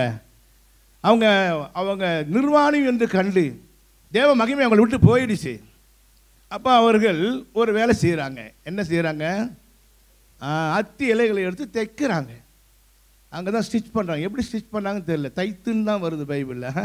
அத்தி இலைகளை எடுத்து தைத்து அவர்கள் தங்கள் மானத்தை, நிர்வாணத்தை மூடினார்கள். இவர் 2 பேரும் மூடிக்கிட்டாங்க. மூடிக்கிட்டு ஒளிஞ்சிக்கிட்டாங்க. அவன் அத்தி இலை அவங்க மானத்தை மூட முடியுமா? நிர்வாணத்தை மூட முடியுமா? அது வெயில் ஏறினோடனே காயுது, எல்லாம் ஓட்ட விடுது. அதை அவன் சொல்கிறாரு, உன் ட்ரெஸ்ஸு ஓட்ட விட்டுடுச்சுன்னு. ஏவாளை சொல்கிறான், உன் ட்ரெஸ்ஸு தான் ஓட்ட விட்டுடுச்சு, எல்லாம் கிழிஞ்சு போகுது, ஒன்றும் பண்ண முடியாது. ஆனால் அங்கே பாருங்க, தேவன் வருகிறார். ஹல்லேலூயா. நீ எங்கேம்மா இருக்கிற ஆதாமே? நீ எங்கே இருக்கிற? எங்கே இருக்கிற என்று சொன்னால், ஆண்டவரே, தேவரீர் வருகிறவருடைய சத்தத்தை கேட்டு நான் நிர்வாணம் இருப்பதனால் பயந்து ஒளிந்து கொண்டேன். நிர்வாணி என்று சொன்னது யார்? விளக்கப்பட்ட விருட்சத்தின் கனியை நீ புசித்தாயோ என்று கேட்கும்போது அவன் என்ன சொல்றான்? நீர் கொடுத்த ஸ்திரீ, இந்த ஏவாள் தான் அதை எனக்கு கொடுத்துட்டார், நான் சாப்பிட்டுட்டேன். பாருங்க, பாவம் செஞ்ச உடனே புத்தி மாறி போச்சு. இன்னொரு மேலே படியை போடுறான். பழி போட்டான். அவளை கேட்டால் அவன் என்ன சொல்ல? நான் யோக்கியந்தான், நான் யோக்கியவதி தான், நீ இந்த சர்ப்பம் தான் என்னை ஏமாத்திடுச்சு, இல்லைன்னா நான் யோக்கியமாக இருந்திருப்பேன் ஆண்டவரே. நான் எல்லாமே மாறுது. சர்ப்பத்தை கேட்டால் சர்ப்பத்தை என்ன, சர்ப்பம் தான் ஒத்துக்குச்சு இல்லையா? அது சபிச்சார், எல்லாருக்கும் சாபம் உண்டாயிடுச்சு. ஆனால் அங்கே ஒரு காரியம் செய்கிறார். இந்த அவங்க இலையை மூடினாங்க பாருங்க, அது என்னன்னா அவங்க சுய நீதியை காண்பிக்கிறது. சுய நீதியினாலே மனிதன் என்ன செய்ய முடியும்? நீதிமான் ஆகவே முடியாது. மனிதன் தன்னுடைய பாவத்திலிருந்து விடுதலை பார்க்குவதற்காக என்னென்னவோ செஞ்சு பார்க்குறான். இந்த உலகத்தில் மனிதன் தர்மம் செய்கிறதுனாலையோ, யாகம் பண்ணுகிறதுனாலையோ, புண்ணியம் செய்கிறதுனாலையோ, தான தர்மம் பண்ணுகிறதோ, அன்னதானம் பண்ணுகிறதுனாலையோ, புனித யாத்திரை பண்ணுகிறதுனாலையோ என்னென்னவோ செய்து எப்படியாவது இந்த பாவத்திலிருந்து விடுதலை ஆகலான்னு மனிதன் நினைக்கிறான். ஆனால் கடவுள் சொல்றாரு, அவனுடைய நீதியெல்லாம், சுயநீதியெல்லாம் அழுக்கான கந்தையை போல இருக்கிறது. ஹல்லேலூயா. தேவன் அங்கே பாருங்க, அவன் பாவத்தை, நிர்வாணத்தை மூடுகிறதற்கு அங்கே ஒரு ஆட்டுக்குட்டி அடிக்கப்பட்டது. ஒரு குற்றமில்லாத ஒரு ஆட்டுக்குட்டி அடிக்கப்பட்டு, கொல்லப்பட்டு, ரத்தம் சிந்தப்பட்டு, அதனுடைய தோலினாலே ஒரு உடையை பண்ணி அவளை மூடினார். அல்லேலூயா. அது இயேசு கிறிஸ்துவுக்கு அடையாளமாக இருக்கிறது. அல்லேலூயா. ஆகவே ரத்தம் இல்லாமல் பாவ மன்னிப்பு, பாவ சுத்திகரிப்பு கிடையவே கிடையாது. அல்லேலூயா. ஆகவே தான் நம்முடைய ஆண்டவர் இயேசு ஒருவர் தான் நம்முடைய பாவங்களை எல்லாம் அவர் சுமந்து தீர்த்தார். இப்போ பாவத்திலிருந்து நமக்கு விடுதலை வந்த உடனே நம்முடைய வாழ்க்கையில இழந்து போன காரியங்களை திரும்ப நம்ம பெறுகிறோம். ஒரு அலையில சொல்லுங்க ஹல்லேலூயா. அப்படி என்ன இழந்து போன ஆளுகளை நாம் பெறுகிறோம் பாருங்க. ரோமருக்கு நிருபத்திலே, ரோமர் 5ஆம் அதிகாரத்தில் 17ஆம் வசனங்கள் படிங்க பார்க்கலாம் யாராச்சும். அல்லாமலும் ஒருவனுடைய மீறுதலினாலே அந்த ஒருவன் மூலமாய் மரணம் ஆண்டு கொண்டிருக்க கிருபையின் பரிபூரணத்தையும் நீதியாகிய ஈவின் பரிபூரணத்தையும் பெறுகிறவர்கள் இயேசு கிறிஸ்து என்னும் ஒருவராலே ஜீவனை அடைந்து ஆளுவார்கள் என்பது அதிக நிச்சயமாமே. ஹல்லேலூயா. அப்ப ஒருவன் மூலமாய் மரணம், மீறுதலின் மூலமாய், ஒருவனுடைய மீறுதலின் மூலமாய் மரணம் ஆண்டு கொண்டது, மரணம் ஆண்டு கொண்டது. ஆனால் இயேசு கிறிஸ்துவின் மூலமாக கிருபையின் பரிபூரணத்தையும் நீதியாக ஈவின் பரிபூரணத்தையும் பெறுகிறவர்கள் இயேசு கிறிஸ்து என்னும் ஒருவராலே ஜீவனை அடைந்து ஆளுவார்கள். ஹல்லேலூயா. அப்ப இயேசு கிறிஸ்துவினுடைய இரத்தத்தின் மூலமாக நாம் ஜீவனை பெறுகிறோம். தேவனுடைய ஜீவன் நமக்குள்ளே வருகிறது. ஹல்லேலூயா. எத்தனை பேர் இந்த நித்திய ஜீவனை பெற்றிருக்கிறீங்க? ஆமென். ஹல்லேலூயா. அந்த ஜீவன் நமக்குள்ளே, நம்ம மரித்து கடந்த நம்முடைய வாழ்க்கையிலே அந்த ஜீவன் வந்தவுடன் நம்முடைய வாழ்க்கை உயிர் அடைகிறது. ஹல்லேலூயா. அதனால தான் எபேசியர் 2:2 வாசிக்கிறோம், அக்கிரமங்களினாலும் பாவங்களினாலும் மரித்தவர்களாய் இருந்த நம்மை அவர் உயிர்ப்பித்தார். ஹல்லேலூயா. அப்ப நமக்குள்ளே அந்த ஜீவன் வரும்போது சுபாவம் மாறுகிறது. ஹல்லேலூயா. அப்ப இயேசுவின் ரத்தம் நமக்குள்ளே வரும்போது, அந்த ரத்தத்தினாலே நம்ம கழுவப்படும் போது, நம்முடைய பாவம் அகற்றப்படும் போது பாவத்தன்மை நம்மை விட்டு ஒழிகிறது. ஹல்லேலூயா. அந்த பாவத்தன்மை நம்மை விட்டு போகுது. பாருங்க, நான் எங்கே போனாலும் பயங்கரமாக பெரிய பெரிய பெரிய பெரிய கொள்ளெல்லாம் அடிக்கலை, நான் திருடெல்லாம் செய்யலை. இந்த பழம் இதெல்லாம் நல்லா அடித்து திருடிட்டு போயிடுவேன். தென்னந்தோப்பில் திருடிடுவேன், தேங்காய் வறுத்துடுவேன். பங்களாவில் போனேன்னா நாய் இருக்கும். இந்த சின்ன வயசில் பாருங்கள், நாய் இருக்கும், வாட்ச்மேன் இருப்பான். அவங்க கண் ரெண்டுத்துக்கும் கண்ணில் மாட்டாமே சாத்துக்குடி அறுத்துன்னு போயிடுவேன். அப்போ பாருங்கள், இதெல்லாம் வந்து போனீங்கன்னா ட்ரெயினில் அந்த காலத்தில் எனக்கு காசு கொடுப்பாங்க ஸ்கூலுக்கு போக சொல்லி, டிக்கெட் எடுக்காமையே போயிடுவேன்.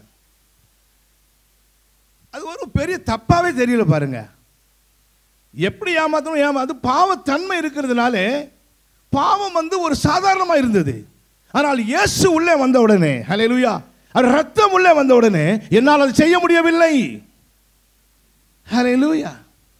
பாவத்தன்மை உள்ளே இருந்து போய் விடுகிறது, தெய்வீக சுபாவம் நமக்குள்ளே வருகிறது. ஹல்லேலூயா. அந்த ஜீவன் நித்திய ஜீவன், God kind of life. Zoe என்ற கிரேக்க பதம் தெய்வீக ஜீவன். அது என்ன? அவருடைய அந்த ஜீவன் நமக்குள்ளே வரும்போது ஆண்டவர் சுபாவம் என்ன? அன்பின் சுபாவம். ஹல்லேலூயா. தேவன் அன்பாகவே இருக்கிறார். அந்த பரிசுத்த தன்மை நமக்குள்ளே வருகிறது. ஹல்லேலூயா. அப்போ முதல்ல நம்ம ஆண்டவர் நமக்குள்ளே வந்த உடனே நம்ம ரட்சிக்கப்படுகிறோம். அப்போ நம்ம ரட்சிக்கப்பட்ட பிற்பாடு பாவம் செய்கிறது இல்லையா? அடுத்த கேள்வி வருது இல்லையா? ரட்சிக்கப்பட்டவங்க பாவமே செய்கிறது இல்லையா? அப்படி ஒரு பாருங்க, ஏன் அந்த அந்த காரியங்கள் எல்லாம் பாருங்க எனக்கு கொஞ்சம் குழப்பமாக இருந்தது. இயேசு ஏற்றுக்கொண்ட பிற்பாடு நான் ஒரு இந்துவிலிருந்து வந்தவனால என்ன பிசாசு சத்தியம் தெரியாத போது அதிகமாக என்னை ஏமாற்றினான். நான் முதல்ல ரட்சிக்கப்பட்ட உடனே எனக்குள்ளே இந்த பாவத்தன்மை எல்லாம் போய்விட்டது. பரிசுத்தமாக வாழணும், ஆண்டவருக்கு பிரியமாக இருக்கணும், நீதியான கிரியைகளை செய்யணும், எல்லாருக்கும் இயேசுவை பற்றி சொல்லணும். இப்படிப்பட்ட அந்த எண்ணங்கள் தான் என்னிலே எப்பொழுதும் வந்து கொண்டே இருக்கும். கர்த்தருக்காக வாழணும், கர்த்தருக்காக வாழணும், அந்த ஒரு ஆர்வத்திலே தான் வாழ்ந்து கொண்டிருக்கிறேன். ஆனால் திடீரென்று சில தவறான எண்ணங்கள் வரும்போது என்னை பிசாசு ஏமாற்ற ஆரம்பித்தான். என்ன ஏமாற்றுவான் தெரியுமா? அதான் சத்தியத்தை அறிவீர்கள், சத்தியம் உங்களை விடுதலையாக்கும். நீ ரட்சிக்கப்படலை. அல்லேலூயா. நீ ரட்சிக்கப்பட்டிருந்தா உனக்கு இப்படிப்பட்ட எண்ணம் வந்திருக்காது. நீ ரட்சிக்கப்பட்டிருந்தா நீ கோமா இப்படி பேசியிருக்க முடியாது. நீ இப்படி கோமா பேசினாயே, அப்போ என்ன நடக்குது? என்னடா இது, நம்ம இப்படிப்பட்ட எண்ணம் ஏன் வந்து? இன்னும் ஆண்டவரே என்னை சரியாக நீங்கள் ரட்சிக்கவில்லையோ, அப்பா என்னை முற்றுமாய் ரட்சிங்க ஆண்டவரே, என்னை கழுவுங்க ஆண்டவரே. இப்படி தான் என் ஜெபம் ஆரம்ப நாட்கள் இருந்தது. ஆனால் பிரியமானவர்களே, வேதத்தை வாசிக்கும் போது ஹல்லேலூயா, நாம் ரட்சிக்கப்பட்டு விட்டோம். ஹல்லேலூயா. ரட்சிக்கப்பட்டு கொண்டு இருக்கிறோம். ஹல்லேலூயா. ரட்சிக்கப்படுவோம். ஆமென். என்னது? ஹல்லேலூயா. ரட்சிக்கப்பட்டு விட்டோம். நம்முடைய ஆவியிலே உள்ளான மனுஷனிலே ஆண்டவர் முழுவதுமாக செய்ய வேண்டிய காரியத்தை என்ன செஞ்சு விட்டார்? செய்து விட்டார். அல்லேலூயா. ஆனால் நம்முடைய ஆத்துமா இன்னும் அது முழுமையாக பூரணத்துக்குள்ளே வரவில்லை. நம்முடைய ஆத்மாவை அது புதுப்பிக்கப்பட வேண்டியதாக இருக்கிறது. அது தேவ வசனத்தை நம்ம அனுதினமும் வாசித்து அதை தியானிக்கும் போது வசனத்தின்படி நம்ம அதை நம்முடைய வாழ்க்கையை அமைத்துக் கொள்ளும் போது ஆத்மா கொஞ்சம் கொஞ்சமாக என்ன செய்யுது? வசனத்தின் மூலமாக அது ரட்சிக்கப்படுகிறது. ஆத்மாவை ரட்சிக்க வல்லமையுள்ளதாக இருக்கிற வசனத்தை சாந்தமாய் ஏற்றுக்கொள்ளுங்கள் என்று வாசிக்கிறோம். அல்லேலூயா. நம்முடைய சரீரமானது இன்னும் என்ன செய்யலுங்க? ரட்சிக்கப்படலை. அல்லேலூயா. அது எப்போ ரட்சிக்கப்படும்? அது ஆண்டவர் வருகையிலே ரட்சிக்கப்படும். அல்லேலூயா. ஆண்டவர் இரண்டாவது முறையாக வரும்போது நமக்கு ஒரு புதிய சரீரத்தை அவர் தருவார். அல்லேலூயா. வரமாட்டேங்குதே. வேணாமா? புது சரீரம் வேணாமா? இதே சரீரத்தில் வாழ்ந்துடலாமா? அல்லேலூயா. இது இந்த ஜென்ம சரீரம். இந்த ஜென்ம சரீரம் மாம்ச சரீரத்திலே பலவீனம் வருகிறது, வியாதி தாக்குகிறது, பிரச்சனைகள் தாக்குகிறது. இந்த உலகத்தில் இருக்கிற எல்லா காரியங்களும் பாவியை தாக்குறது போல நீதிமானை என்ன செய்யுதுங்க? தாக்குது. எல்லாருக்கும் ஒரே மாதிரி வருகிறது. வியாதி அவங்களையும் தான் தாக்குது, நம்மையும் தான் தாக்குது. ஆனால் பிரியமானவர்களே, ஆனால் ஆண்டவர் நமக்கு என்ன கொடுத்திருக்கிறாரு? அதிகாரம் கொடுத்திருக்கிறார். அல்லேலூயா. இந்த சரீரத்தை என் ஆண்டவர் இரண்டாவது வருகையில் அவர் சொல்றாரு, அவர் ஒரு ஆவியின் சரீரத்தை நமக்கு தரப்போகிறார். அல்லேலூயா. அதை தான் முழுமையாக நம்ம தான் அப்போ தான் ரட்சிக்கும். இந்த மண்ணான சரீரம் ஒரு ஜென்ம சரீரம் ஆவிக்குரிய சரீரமாய் இரண்டாவது வருகையிலே கர்த்தர் நமக்கு கொடுக்க போகிறார். எல்லாம் கர்த்தர் தரார். அல்லேலூயா சொல்லுவோம். அல்லேலூயா. ஆகவே இந்த உலகத்திலே நம்ம ஆண்டவராய் இயேசு கிறிஸ்து நமக்கு நம்முடைய பாவங்களை அவர் சுமந்தபடினாலே பாவத்தின் நிமித்தமாய் வருகிற தண்டனை, ஆக்கினை, தீர்ப்பு விசுவாசிக்கு இல்லை. அல்லேலூயா சொல்லுவோம். பாவத்தின் சம்பளம் என்னதுங்க? மரணம். அந்த மரணத்தில் இருந்து இயேசு கிறிஸ்து நம்மை மீட்டிருக்கிறார். அல்லேலூயா. நம்முடைய ஆவியிலே முதலாவது நம்ம உயிர்ப்பிக்கப்பட்டு விட்டோம். நம்முடைய ஆவி உள்ளான மனுஷன். அந்த உள்ளான மனுஷனிலே தேவன் வாசம் பண்ணுகிறார். தேவன் எங்க வாசம் பண்றாரு? பழைய ஏற்பாட்டில் எங்க வாசம் பண்ணினார்? தேவன் வாசம் பண்ணின இடம் அந்த மகா பரிசுத்த ஸ்தலத்துக்குள்ளே அவர் இருந்தார். அல்லேலூயா. அங்கே அவர் இருந்தார். பழைய ஏற்பாடும் புதிய ஏற்பாடும் எவ்வளோ வித்தியாசமாக இருக்கிறது பாருங்க. பழைய ஏற்பாட்டிலே ஒருவரும் கிட்ட போக முடியாது. தேவனிடத்தில் யாரும் கிட்ட சேர முடியாது. மலையை தொட்டவனும் சாவான். மலை அருகில் மாடு வரக்கூடாது, ஆடு வரக்கூடாது, யாரும் கிட்ட வரக்கூடாது. அல்லேலூயா. அந்த கேருபின் மத்தியிலே தேவன் பேசுவார். பிரதான ஆசாரியன் ஒருவன் தான் வருஷத்திலே ஒரு முறை என்ன செய்வான்? அவன் உள்ளே போனான். அதுவும் தன்னை சுத்திகரித்து கொண்டு, இரத்தத்தினாலே சுத்திகரித்து கொண்டு அவன் பரிசுத்தமாய் உள்ளே போனோம். அவனும் ஒழுங்கில்லைன்னா அங்கேயே செத்தான். அவனை போய் தூக்கக்கூட முடியாது. கயிறை பிடிச்சி தான் என்ன செய்யணும்? இழுத்து தான் எடுக்கணும். கிட்ட யாரும் வர முடியாது. மகா பரிசுத்தர் அவர். அல்லேலூயா. பரிசுத்தர், பரிசுத்தர், சேனைகளின் கர்த்தர், பரிசுத்தர். அல்லேலூயா. ஆனால் புதிய ஏற்பாட்டிலே என் அப்பன் இயேசு, அல்லேலூயா, அவர் வந்து ரத்தம் சிந்தி பலியானதினாலே இன்னைக்கு தேவனிடத்தில் கிட்டி சேர முடியும். அல்லேலூயா சொல்லுங்க. கரங்களை தட்டி அவரை மகிமைப்படுத்துங்க. எத்தனை ஒரு பாக்கியம் பிரியமானவர்களே, எத்தனை ஒரு பாக்கியம். கிட்ட வா மகனே, தைரியமா கிருபாசனத்திலே கிட்டி சேர கடவோம். அல்லேலூயா. அவர் எங்கே இருக்கிறார்? எபேசியர் 4:6 என்ன சொல்லுது? அவர் எல்லார் மேல் படிங்களது கொஞ்சம். ஆமென். ஹல்லேலூயா. பிதாவும் உண்டு, அவர் எல்லார் மேலும் எல்லாரோடும் உங்கள் எல்லாருக்குள்ளும் இருக்கிறவர். ஹல்லேலூயா. எல்லாரோடும் எல்லார் மேலும் எல்லாருக்குள்ளும் இருக்கிறவர். எவ்வளவு சந்தோஷமா இருக்கு. ஹல்லேலூயா. ஆமென். இதெல்லாம் இந்த பாக்கியம் எப்படி எனக்கு கிடைச்சது மனுஷனுக்கு? இயேசு கிறிஸ்து கல்வாரி சிலுவையிலே சிந்தின ரத்தத்தினாலே. ஹல்லேலூயா. அந்த விலையேற பெற்ற ரத்தத்தினாலே இன்னைக்கு நமக்கு ஆண்டவரோடு கூட ஒரு சமாதானம், ஒரு உறவு. ஹல்லேலூயா. நம்ம ஆண்டவரோடு கூட நெருங்கி கிட்டி சேர முடியும். ஆமென். அவர் அப்பா, பிதாவே என்று கூப்பிட பண்ணுகிற புத்திர சுவிகாரத்தின் ஆவியை ஆண்டவர் நமக்கு கொடுத்திருக்கிறார். அல்லேலூயா சொல்லுங்க. ஹல்லேலூயா. இன்னைக்கு உலக மக்களுக்கு ஒன்று அவர் கடவுளா இருக்கலாம், உனக்கும் எனக்கும் அவர் யாரா இருக்கிறாரு? அப்பாவா இருக்கிறாரு. ஹல்லேலூயா. அப்பா என்று கூப்பிடுகிற அந்த பாக்கியம் பாவிக்கு அவர் கொடுத்திருக்கிறாரே. ஹல்லேலூயா. இது எப்படி? இயேசு சிலுவையிலே சிந்தின இரத்தத்தினாலே. ஆமென். தம்முடைய குமாரனை அவர் நொறுக்கினார், அவரை பாடுகளுக்கு உட்படுத்தினார், அவரை பாவமாக்கினார். பாவமறியாத அவரை என்ன செய்தார்? தேவன் பாவமாக்கினார். ஹல்லேலூயா. அவரை கைவிட்டார். உன்னை என்னை சேர்த்துக் கொள்ளும்படியாக தேவன் தமது குமாரனை கைவிட்டார். ஹல்லேலூயா. அதான் சிலுவையில் அவர் என்ன சொல்றாரு? என் தேவனே, என் தேவனே, ஏன் என்னை கைவிட்டீர்? இது தெரியாமல் யெகோவா விட்னஸ்காரன் அவர் மனுஷன் சொல்லினுக்கிறான் இல்லையா? அவனுக்கு எந்த வசனம் படிக்கிறான் இல்லையா தெரியல. அவரை பிதா ஏன் அங்கே கைவிட்டார்? அவரை கைவிட்டு நம்மை சேர்த்து கொண்டார். ஹல்லேலூயா. அவர் பாவமானார், பாவமில்லாமல் வந்தார், பரிசுத்தராய் வாழ்ந்தார், சிலுவையிலே தான் பாவமானார். ஹல்லேலூயா. அது யாருடைய பாவம்னா நம்ம எல்லாருடைய பாவத்தையும் அவர் சுமந்து தீர்த்தார். ஹல்லேலூயா. ஹல்லேலூயா. இப்போ பாவ பிரச்சனையே இல்லை. பாவத்திலிருந்து கர்த்தர் நம்ம என்ன பண்ணிட்டாரு? விடுதலை ஆக்கிட்டார். ஹல்லேலூயா. இந்த ஒரு அறிவு நமக்கு வரும்போது ஹல்லேலூயா நம்முடைய வாழ்க்கையிலே ஒரு முன்னேற்றம் வருகிறது. ஆமென். காலையிலே அவர் நம்ம போய் ஆண்டவரை தேடும்போது குற்றப்படுத்துறான் பிசாசு. நீ என்ன யோக்கியனாடா? நீ என்ன கோவப்பட்ட? உங்கள் மனைவி கிட்ட போய் நீ சத்தமாக பேசுனியே, நீ என்ன பெரிய பரிசுத்தவானோ அப்படின்னு நம்ம அந்த நேரத்தில் நம்ம என்ன செய்கிறோம்? ஆண்டவரே சாரி ஆண்டவரே, நம்ம மன்னிச்சிருங்க ஆண்டவரே, நம்ம கோவப்பட்டது தப்பு தான் ஆண்டவரே அப்படின்னு நம்ம மன்னிப்பு கேட்டுடுறோம். பிசாசு என்ன செய்கிறான்? ஜெப வாழ்க்கையில் அவன் இதெல்லாம் காட்டி நம்மளை பயமுறுத்துறான் இல்லையா? ஆனால் 1 கொரிந்தியர் 1 அதிகாரம் கடைசி வசனம் படிங்க பார்க்கலாம். 1 கொரிந்தியர் 1 அதிகாரம். அவரே தேவனால் நமக்கு ஞானமும் நீதியும் பரிசுத்தமும் மீட்புமானார். ஹல்லேலூயா. யார் பரிசுத்தம்?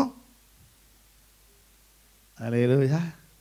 அவரே அவரே அவரே இயேசு கிறிஸ்து எனக்கு என்னவா இருக்கிறார்? பரிசுத்தமா இருக்கிறார். எனக்கு பரிசுத்தம் அவர்தான், நீதி அவர்தான், ஞானம் அவர்தான், மீட்பு அவர்தான். அல்லேலூயா சொல்லுங்களேன். ஆமென். அப்போ நான் ஆண்டவருக்கு முன்னாடி நிற்கும் போது ஆண்டவரே இயேசு கிறிஸ்து தான் எனக்கு பரிசுத்தம், இயேசு கிறிஸ்து தான் எனக்கு நீதி. ஹல்லேலூயா. என் நீதி எல்லாம் அடுக்கான கந்தையா இருக்கிறது, ஒன்றுக்கும் உதவாது. அதனால தான் நம்முடைய கிரியைகளில் நம்ம என்ன பண்ணக்கூடாது? பெருமை பாராட்டவே கூடாது. ஹல்லேலூயா. நம்முடைய கிரியைகளிலே பெருமை பாராட்டினா நம்ம ஜபத்துக்கு பதிலே வராது. ஹல்லேலூயா. அந்த நேரங்களில் கிறிஸ்தவ வட்டாரத்தில் நமக்குள்ளே சில நேரங்களில் தெரியாமல் நம்ம நான் எவ்வளோ பாட்டு பாடுறேன் பார்த்தியா, நான் நல்லா பாட்டு பாடுறேன், நல்லா நான் தசம பாகம் செலுத்துகிறேன், நான் நிறைய கடவுளுக்கு கொடுக்குறேன், அதனால என் ஜபத்தை ஆண்டவர் கேட்பார், நான் நிறைய ஆண்டவருக்காக காரியங்களை செய்கிறேன் அப்படி என்று நம்முடைய கிரியைகளினாலே நம்ம மேன்மை பாராட்ட கூடாது. தேவன் அதை வெறுக்கிறார். எந்த கிரியினாலே ஜபத்துக்கு பதில் கொடுக்கிறார்? சிலுவையிலே கர்த்தராகி இயேசு செய்த கிரியைகளினாலே. அல்லேலூயா. 2 பேர் ஜெபம் பண்ண தேவாலயத்துக்கு போனார்கள். ஒருத்தன் பரிசேயன், இன்னொருவன் ஆயக்காரன். பரிசேயன் சொன்னா, ஆண்டவரே நான் விபச்சாரக்காரர், அநியாயக்காரர், இவரை போல நான் இல்லை ஆண்டவரே, வாரத்தில் 2 தரம் உபவாசிக்கிறேன், என்னுடைய வருமானத்திலெல்லாம் நான் தசம பாகம் செலுத்துகிறேன், நான் அநியாயக்காரர், பரிகாரர், விபச்சாரக்காரர் இல்லாததினால் உம்மை ஸ்தோத்திரிக்கிறேன் ஆண்டவரே, இந்த ஆயக்காரனை போல இல்லாததினால் உம்மை ஸ்தோத்திரிக்கிறேன், ஏன்னா நான் ரொம்ப பெர்ஃபெக்டாக இருக்கிறேன் அப்படின்னு தான் அவன் ஜெபம் பண்ணிகிட்டே இருக்கிறான். ஸ்தோத்திரம் ஆண்டவரே, ஐயோ பாவம் ஆயக்காரன் ரொம்ப வர்ஸ்ட் ஃபெலோ அப்படின்னு காட்டுறான். அந்த ஆயக்காரன் எதுவுமே செய்யலை. அவன் என்ன சொன்னான்? வானத்தை பார்க்க எனக்கு தகுதி இல்லை ஆண்டவரே, பாவியாக என்மேல் கிருபையாயிரும். பாவியாக என்மேல் கிருபையானா கர்த்தர் அவனை ஆண்டவர் நீதிமான் ஆக்கி அவனை ஆசீர்வதிச்சிட்டார். அல்லேலூயா. ஆகவே நாம் என்ன செய்தாலும் அது ஆண்டவராலே தான் நாம் செய்கிறோம். ரட்சிக்கப்பட்ட பிற்பாடு நம்ம என்ன செய்தாலும் சரி, என்ன பிரசங்கம் பண்ணாலும் சரி, என்ன பாட்டு பாடினாலும் சரி, என்ன ஆத்மாக்களை நம்ம கொண்டாந்து சேர்த்தாலும் சரி, கோடி கோடியாக கொடுத்தாலும் சரி, எல்லாம் கிறிஸ்துவினாலே தான் நாம் செய்கிறோம். அல்லேலூயா. கரங்களை தேவனை மகிமைப்படுத்துவோம். கிரியைகளிலே என்ன பண்ணக்கூடாது? பெருமை பாராட்டக்கூடாது. கிறிஸ்து சிலுவையில் செய்த கிரியைகளிலே மேன்மை பாராட்டுவோமாக. ஹல்லேலூயா. அவர் செய்த கிரியை, அவர் ரத்தம் என் பாவத்தை நீக்கினது, என்னை பரிசுத்தவானாய் மாற்றினது, என்னை தகுதிப்படுத்தினது, தேவனுக்கு முன்பாக நிற்க வைக்கிறது, அப்பா என்று கூப்பிட வைக்கிறது. ஹல்லேலூயா. அப்போ அப்பான்னு சொல்லும்போது என்ன ஒரு தைரியம் பாருங்க, ஜபத்தில் ஒரு வலிமை வருகிறது. ஹல்லேலூயா. நான் ஆண்டவர்கிட்ட கேட்டேன், நான் ரட்சிக்கப்பட்டு நிறைய ஆண்டவரோட அற்புதங்களை பண்ணி, உயிராக இருக்கிறதே கடவுளுக்கு கிருபை தான். ஹல்லேலூயா. நம்மை பாதுகாக்கிறார், நம்மை போஷிக்கிறார். ஹல்லேலூயா. பாருங்க, நான் ஆண்டவர் இயேசுவை ஏற்றுக்கொண்டு ரட்சிக்கப்பட்டு கொஞ்சம் கொஞ்சமாக இந்த சத்தியங்களை கற்றுக்கொண்ட பிற்பாடு ஒரு 10 வருஷத்துக்கு போகிறது கர்த்தர் ஊழியத்துக்கு கூப்பிட்டார். அப்போ ஊழியத்துக்கு வந்தபோது ஃபேஷன் ஏஷியா லிமிட்டில் நான் வேலை பார்த்துட்டு இருந்தேன். வேலையை ரிசைன் பண்ணிவிட்டு ஊழியத்துக்கு வந்தேன். அப்போ வந்த பணத்தில் ஊழியத்துக்கு போகிறோமே, அதனால் நம்ம வீடுகளெல்லாம் கட்ட முடியாது. சரி, வந்த பணத்தில் வீட்டை கட்டிட்டு ஒரு வீடு ஒன்று கட்டிட்டு நான் ஊழியத்துக்கு இறங்கிட்டேன். அப்போது ஊழியத்தில் இறங்கும் போது அப்போ நான் வேலை செய்து கொண்டதுனால எனக்கு அப்போவே எனக்கு நல்ல பைக் எல்லாம் இருந்தது. அந்த பைக்கெல்லாம் விற்க வேண்டிய ஒரு சூழ்நிலை. எல்லாத்தையும் விற்றாச்சு, வீடை முடித்தாச்சு. அதுக்கப்புறம் கொஞ்சம் எனக்கு எல்லாம் பணம் போனதுனால இப்போ நான் ஊழியம் செய்யணும். பிள்ளைங்கள்லாம் ஸ்கூலில் படிக்கிறாங்க, எல்லாம் சின்ன பிள்ளைங்க. அவங்கெல்லாம் அழைச்சிட்டு போகிறதுக்கு வண்டி இல்லை. ஸோ ஒரு சைக்கிள் ஒன்று வாங்கிட்டேன். சைக்கிள் வாங்கிட்டு ஊழியத்தை செஞ்சுட்டு இருக்கிறேன். சைக்கிளில் தான் ஊழியம் செய்கிறேன். அப்போ ஊழியம் செய்யும்போது நான் எப்போவுமே ஃபேக்ட்ரிக்கு போகும்போது பைக்கிலே போய் பழகணும். 7 வருஷமாக பைக்கில் தான் போவேன். இப்போது ஊழியத்துக்கு வந்த பிற்பாடு எல்லா பணத்தையும் இந்த வீடெல்லாம் கட்டி பிடிச்சினா எல்லாம் போயாச்சு. ஊழியம் செய்கிறேன், ஆண்டவர் விசுவாசத்தில் ஊழியம் செய்கிறேன். சைக்கிளில் முன்னால் ஒரு குழந்தை, பின்னால் ஒரு குழந்தை வச்சுக்கிட்டு மிதிக்கிச்சிட்டு ஸ்கூலுக்கு கொண்டு போய் விடணும். என்னால் முடியல பாருங்கள், என் வீட்டையும் என்னால் மிதிக்க முடியல. எல்லாம் பைக்லேயே போயிட்டு சைக்கிளில் வச்சு 2 பிள்ளைய மேட்டில் மிதிக்கும் போது எனக்கு அப்படியே கண்ணீர் வருது. ஆண்டவரே முடியல, எதிர்காத்து வேறு. குழந்தைகளை கொண்டு போய் விட்டுட்டு வீட்டுக்கு வந்தேன். வந்து ஜெபம் பண்ணேன். ஒரு ஜெபங்க, என்ன ஜெபம் பண்ணேன்னா, ஆண்டவரே டாட்டா பிர்லாவுடைய பையனாக இருந்தா அவங்க அப்பங்கிட்ட ஒரு வண்டி வேணும்னு சொன்னால் இந்தாடா மகனேன்னு போட்டு தூக்கி கொடுத்து ஒரு வண்டியை வாங்கி கொடுத்துருவானே. அவன் எந்த மூளை உமக்கு. அல்லேலூயா. எனக்கு ஒரு வண்டி வேணும்னே. ஒரு மாதத்தில் பஜாஜ் எஃப்இ ஸ்கூட்டர் ஓட்டுறேன். அல்லேலூயா. அல்லேலூயா சொல்லுவோம். உங்களுக்கு வராது, எனக்கு தானே பஜாஜ் எஃப்இ கிடச்சிது. அல்லேலூயா. அப்போ பாருங்கள், நம்ம ஆண்டவர்கிட்ட போகும்போது பொல்லாதவர்களாகி நீங்கள் உங்கள் பிள்ளைகளுக்கு நல்ல ஈவுகளை கொடுக்க அறிந்திருக்கும் போது பரமபிதாவானவர் தமிழத்தில் வேண்டிக் கொள்வர்களுக்கு நன்மையான கொடுப்பது அதிக நிச்சயம் அல்லவா? இந்த உரிமையை இந்த ஜபத்தில் இவ்வளவுதான் நம்ம கேட்கறதுக்குரிய அந்த உரிமை யார் தந்தது? இயேசு கிறிஸ்துவின் ரத்தம். ஹல்லேலூயா. ரத்தத்தை மேன்மைப்படுத்துங்க. ரத்தம், கல்வாரியில் சிந்தின ரத்தம், அவர் பட்ட பாடுகள். ஹல்லேலூயா. சிலுவையிலே நம்முடைய பாவத்தை சுமந்து அவர் உன் பாவத்தை எல்லாம் நீக்கி விட்டார். மனுஷன் நரகத்துக்கு போகிறான்னா அவன் பாவத்தினால போக போகிறதில்ல. எதனால் போக போகிறான்னா இயேசுவை நிராகரிக்கிறதுனால தான் போக போகிறான். ஹல்லேலூயா.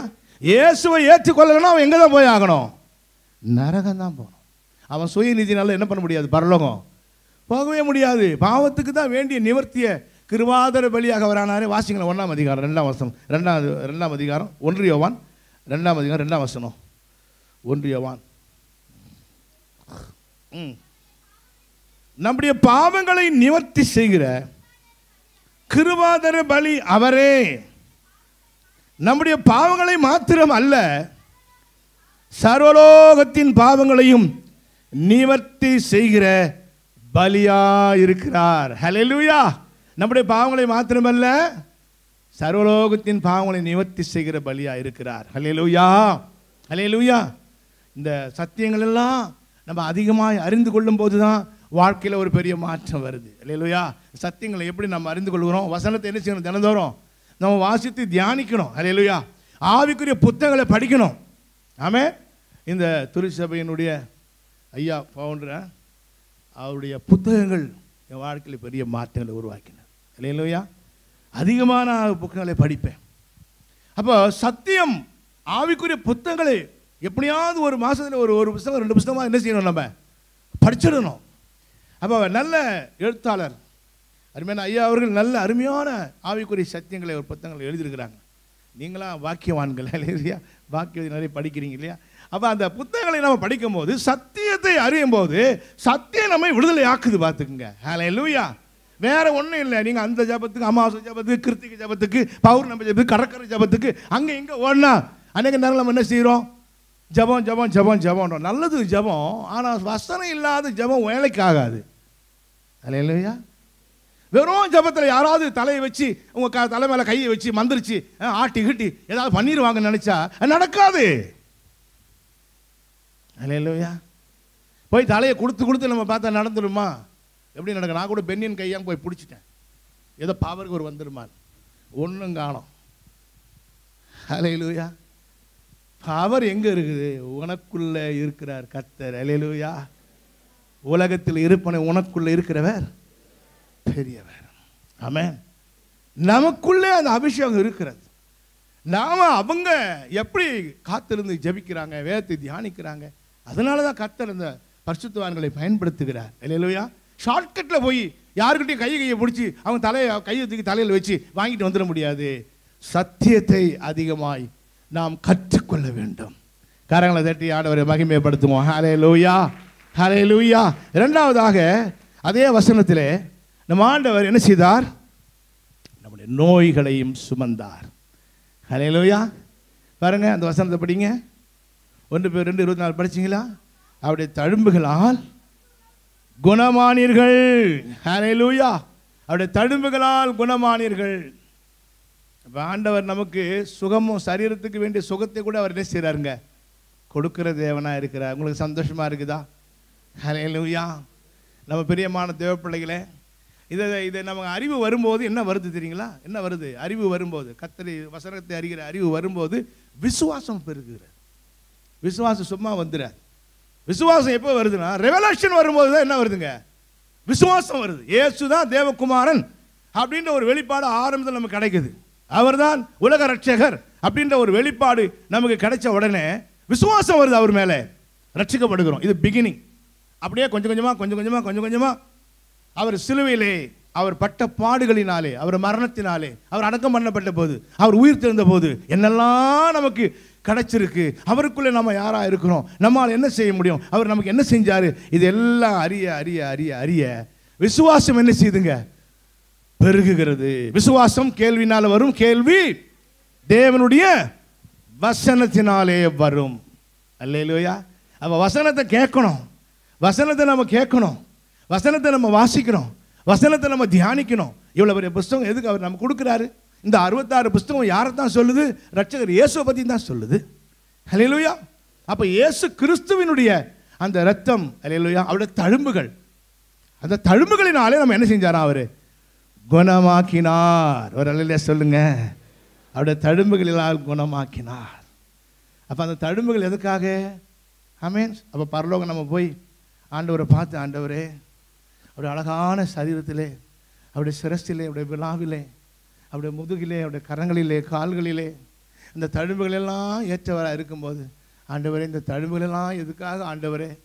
என் கை நல்லா இருக்குது, என் கால் நல்லா இருக்குது, என் முதுகு நல்லா இருக்குது, என் விழா நல்லா இருக்குது, இவ்வளோ தழும்புகளெல்லாம் நீங்கள் ஏற்றிற எதற்காகனா?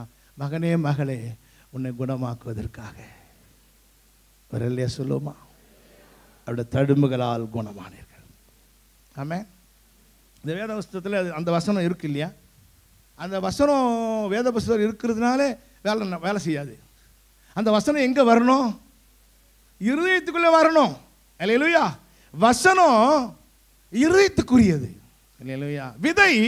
விதையை ஒரு பானையிலையோ அல்லது ஒரு சாக்கு பையிலையோ போட்டு கட்டி வச்சா விதை அப்படியே தான் இருக்கும். விதை எங்கே போடப்படணும்? நிலத்திற்குரியது. விதை நிலத்திலே போடப்பட்டு அதுக்கு நீர் பாய்ச்சும் போது நிலம் பண்படுத்தப்பட்ட நிலமாக இருந்தால் அது விளைய ஆரம்பிக்கும், விளைச்சலை கொடுக்க ஆரம்பிக்கும். அல்லேலூயா. ஸோ வசனங்கள் எல்லாம் நம்முடைய இருதயமாகிய நிலத்திலே அது பதியப்பட வேண்டும். அல்லேலூயா. அவருடைய தழும்புகளால் நான் குணமானேன், அவருடைய தழும்புகளால் நான் குணமானேன். அல்லேலூயா. வசனங்கள் என்றும் ஆமென் என்றும் இருக்கிறது. வானம் பூமி மாறும், வார்த்தை மாறாது. தேவனோட வார்த்தை மாறு. எத்தனை பேர் ஆமென் சொல்ல முடியும்? ஆமென். ஹல்லேலூயா, ஹல்லேலூயா. ஆப்பிரிக்கா தேசத்திலே ஜான் ஜி லேக் என்ற ஒரு மனிதர் ஊழியம் செய்தாராம். அந்த நாட்களிலே பிளேகு நோய் பரவி பிளேகில் எல்லாம் ஈக்கள் போல ஜனங்கள் சாகிறார்கள். கொள்ளை நோயிலே பிளேகிலே சாகும்போது அவங்க மூக்கிலே வாயிலே நுரை தள்ளி சாகிறார்கள். அப்போ அந்த நுரையிலே சில நேரம் கொஞ்ச நேரம் அந்த நுண்ணுயிரிகள் பாக்டீரியா வியாதி பிளேகு கிருமிகள் அதில் உயிராக தான் இருக்குமா. அப்போ டாக்டர் சொன்னாங்களாம், ஜான்ஜி லேக்கை பார்த்து நீங்கள் கிளம்பி போங்க, இந்த கொள்ளை நோய் உங்களை தாக்கிறோன்னு. அப்போ அவர் சொன்னாராம், என்னை அது ஒன்றும் செய்ய முடியாதுன்னு சொன்னாராம். அல்லேலூயா. அப்போ அவர் சொன்னாராம், என்ன அப்படி சொல்கிறீங்க சொன்னாராம், நீ என்ன தடுப்பு மருந்து பயன்படுத்துங்க, எந்த தடுப்பு மருந்து கிடையாது. உங்களுக்கு என்ன சந்தேகம் வேணும்னு சொன்னால் நீங்கள் அந்த பிளேகு வியாதியிலே சாகிறனுடைய நுரையை அதை எடுத்து என் கையில் வைத்து மைக்ரோஸ்கோப்பில் பாருங்க, என் கையில் பட்ட உடனே அதெல்லாம் செத்துடும். நான் டாக்டருக்கு சவால் ஆயிடுச்சு. உடனே அவங்க என்ன பண்ணாங்க, அவர் கையில் அந்த பிளேக் நோயினால செத்து போனுடைய நுரையை எடுத்து அவர் பார்த்த உடனே அந்த நுண்ணுயிர் எல்லாம் பட்டுன்னு செத்து போச்சு. ஹல்லேலூயா. அவர் சொன்னார் ரோமர் 8:2, ஹல்லேலூயா, கிறிஸ்து இயேசுவினாலே ஜீவன ஆவியின் பிரமாணம் என்னை பாவம் மரணம் என்ற பிரமாணத்தினின்று விடுதலையாக்கி விட்டது. ஹல்லேலூயா. அவர் அல்லே சொல்லுவோம். ஹல்லேலூயா. கிறிஸ்து இயேசுவினாலே ஜீவன ஆவியின் பிரமாணம் என்னை அந்த பிரமாணத்தினின்று, எந்த பிரமாணம்? ஆதாமின் மூலமாக வந்த பிரமாணம், பாவம் மரணம் என்ற பிரமாணத்தினின்று என் அப்பன் இயேசுவின் மூலமாக இந்த ஜீவாவின் பிரமாணம் என்னை விடுதலையாக்கி விட்டது. பாவமாவும் மரணம் என்ற பிரமாணம் என்னில் கிரியை செய்ய முடியாது. ஹல்லேலூயா. அந்த விசுவாசம். ஆகவே தேவ பிள்ளைகளாகி நம்முடைய வாழ்க்கையில விசுவாசம், ஆமென், விசுவாசம் இல்லாமல் தேவனுக்கு பிரியமாக இருப்பது கூடாத காரியம். ஹல்லேலூயா. ஸ்மித் விகல்ஸ்வர்த் என்ற ஒரு பக்தன் இருந்தார். அண்ணன் கூட அந்த புக்கை எழுதியிருக்கிறாங்க அவரை பற்றி. அதை நான் படித்தேன். அவர் செத்து போன பிணங்களை எல்லாம் உயிரோடு எழுப்பியிருக்கிறார். அப்படிப்பட்ட அந்த தேவ மனிதனுடைய வாழ்க்கையில் அவர் சொல்றாரு, நான் காண்கிற காட்சியின்படி அசைக்கப்படுகிறதில்லை. அல்லேலூயா.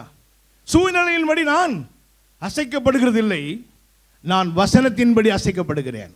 அல்லேலூயா. எப்படி? பார்க்கிறதுனாலையோ கேட்கிறதுனாலையோ நான் அசைக்கப்படுகிறதில்லை. அல்லேலூயா. அப்போ சூழ்நிலை நம்ம அசைக்கக்கூடாது. எதை அசைக்கணும்? கடவுளுடைய வார்த்தை. வார்த்தை. அல்லேலூயா. எத்தனை பேர் வேத வசனத்தை நம்புகிறோம்? அல்லேலூயா. ஆமென். அல்லேலூயா. என் வசனத்தை என்ன செய்வேன்? தீவிரமாய் நிறைவேற்றுவேன். அல்லேலூயா. கர்த்தர் இதை நிறைவேற்றுறாரு, அவருடைய வார்த்தை நிறைவேற்றுறார். ஆபிரகாம் என்ன செய்தாரா? அவர் தேவன வாக்குத்தத்தை குறித்து என்ன செய்யவில்லை, அவர் அவிசுவாசமாய் சந்தேகப்படாமல், அல்லேலூயா, தேவனை மகிமைப்படுத்தி விசுவாசத்திலே வல்லவனானான். அல்லேலூயா. ஆபிரகாம் பாருங்க, உன் சந்ததி இவ்வளவா இருக்கும் என்று கர்த்தர் சொன்னபோது அதை நம்புகிறதற்கு ஏதுவில்லாதிருந்தும் அதை நம்பிக்கையோடு விசுவாசித்தான். அல்லேலூயா சொல்லுவோம். நம்புகிறதுக்கு என்ன இல்லை, ஏதுவில்லை. ஏனென்றால் 100 90 பிள்ளை பெற்பது எப்படி? அவ கர்ப்பம், சாரோட கர்ப்பம் செத்து விட்டது, சரீரம் செத்து விட்டது, இனி குழந்தை பிறகு சான்ஸே இல்லை. ஸ்திரீகளுக்குள்ள வழிபாடு நின்று விட்டது, இனி அவங்க பிள்ளை பெக்கவே முடியாது. நம்புகிறதற்கு ஏதுவில்லாதிருந்தும் அதை நம்பிக்கையோடு விசுவாசித்தான். தேவன் வார்த்தை குறித்து அவன் அவிசுவாசமாய் சந்தேகப்படாமல் தேவன் வாக்குத்தத்தம் பண்ணினதை நிறைவேற்ற வல்லவராயிருக்கிறார் என்று முழு நிச்சயமாய் நம்பி தேவனை மகிமைப்படுத்தி விசுவாசத்திலே வல்லவனானான். ஹல்லேலூயா. ஹல்லேலூயா. அவ என்ன? தேவனுடைய வாக்குத்தத்தத்தை பார்த்தான். சரீரம் செத்து போனதையும் சாராளுடைய கர்ப்பம் செத்து போனதையும் அவன் எண்ணாதிருந்தான். ஆபிரகாமின் விசுவாசம். ஹல்லேலூயா. அப்ப எந்த விசுவாசம் அற்புதத்தை கொண்டாடுது பாருங்க. அவருடைய தழும்புகளால் குணமானோம். ஆமென். அப்படியே அது நிறைவேற்றப்பட்டது. என் நோய்களை அவர் சுமந்து விட்டார். சிலுவையில் என் நோய்களை அவர் சுமந்து விட்டார். அப்பா உமக்கு ஸ்தோத்திரம் என்று சொல்லி டெய்லி ஒரு விசுவாசி அவர் என்ன செய்வான்? மகிமைப்படுத்துவான். ஹல்லேலூயா. சும்மா அந்த நேரத்தில் மட்டும் இல்லைங்க, ஒவ்வொரு நாளும் அவர் நமக்கு கொடுத்த காரியங்களை எண்ணி பார்க்கும்போது அவரை துதிக்காமல் இருக்கவே முடியாது. துதிக்காமல் இருக்கவே முடியாது. கிறிஸ்துவுக்குள்ளே பாவமில்லா வாழ்க்கை, என் பாவத்தை சுமந்து பாவத்திலிருந்து விடுதலையாக்கின ரட்சகா உமக்கு நன்றி ஐயா. இந்த நோய், கொடூரமான நோயிலிருந்து, நோயெல்லாம் சுமந்து என்னை நோயிலிருந்து விடுதலையாக்கின அன்பு தெய்வமே உமக்கு ஸ்தோத்திரம் ஐயா. அதுக்கு தான் அவன் தழும்புகளாம். திருவிருந்தில் கூட பாருங்க, அது வருது இல்லையா? கவினில் கூட ரத்தத்துக்கு அடையாளமாய் அங்கே திராட்சை ரசம் வைக்கப்படுது. ஹல்லேலூயா. அந்த அவருடைய சரீரத்துக்கு அடையாளமாய் அப்பம் வைக்கப்படுது. அந்த விசுவாசத்தோடு சில பேர் திருவிருந்து எடுக்கும்போது அவங்க வியாதி சுகமாகிறது. ஹல்லேலூயா. அங்க பாருங்க, எகிப்திலிருந்து வரும்போது இது ரெண்டுத்தையும் நம்ம பார்க்கிறோம். அங்க பஸ்கா ஆட்டுக்குட்டியின் ரத்தம் நிலைக்கால்களில் பூசப்பட்டது. ஹல்லேலூயா. அந்த ஆட்டுக்குட்டியினுடைய மாம்சம் அவள் புசித்தார்கள். ஒருவனாகிலும் பலவீனனாய் இருந்ததில்லை. அந்த ரத்தம் அவளை பாதுகாத்தது. அந்த மாம்சம், ஆட்டுக்குட்டியின் மாம்சம், அவர்கள் வனாந்தரத்தில் பிரயாணம் பண்ணும்போது அவர்களை பலப்படுத்தினது. ஹல்லேலூயா. மூன்றாவதாக ஆண்டவர் இயேசு கிறிஸ்து நம்முடைய சாபங்களை அவர் சுமந்தார். ஹல்லேலூயா.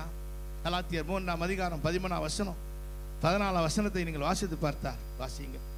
மரத்திலே தூக்கப்பட்ட எவனும் சபிக்கப்பட்டவன் என்று எழுதியிருக்கிறபடி கிறிஸ்து நமக்காக சாபமாகி நியாய பிரமாணத்தின் சாபத்திற்கு நம்மை நீங்களாக்கி மீட்டு கொண்டார். ஹல்லேலூயா. நியாய பிரமாண சாபம் உபாகம் 28ஆம் அதிகாரத்திலே அப்படியே நீங்க 1லிருந்து 15-14 வசனங்கள்லாம் நம்ம ஆசீர்வாதத்தை பார்க்கிறோம். அதுக்கப்புறம் போனா என்ன வருதுங்க? சாப வட்டியல் வருகிறது, அதுல தரித்திரம் வருகிறது, அதுல வியாதி வருகிறது, பலவீனம் வருகிறது, பல காரியங்கள் அங்க வருகிறது, நீங்க பார்க்கலாம். ஆனால் ஆண்டவர் இயேசு கிறிஸ்து நம்மை சாபத்திலிருந்து என்ன பண்ணிட்டாரு? விடுதலை ஆக்கிட்டார். ஹல்லேலூயா. இனி நம்ம மேல என்ன கிடையாதுங்க? சாபம் இல்லை. நம்ம யாரும் என்ன பண்ண முடியாது? சபிக்குவோம் முடியாது. யாருன்னா உங்க மேல சாபம் விட்டாங்கன்னா அதை பத்தி கவலைப்படாதீங்க, அது நம்ம கிட்ட வரவே வரவே வராது. கிறிஸ்துவங்க பாருங்க, பேயை கண்டா பயப்படுறது, பேய்க்கு பயப்படுறாங்க இல்லையா? நான் ரட்சிக்கப்பட்ட நாள் உண்மையா சொல்ல, பலிபீடத்தை சொல்றேன், பேய்க்கு பயம் போயிடுச்சு. அதுக்கு முன்னாடி பேய்க்கு பயந்து எங்கன்னா பேய் துரத்துறாங்கன்னா ஆவி பார்த்துட்டு பிறகு போக மாட்டேன்.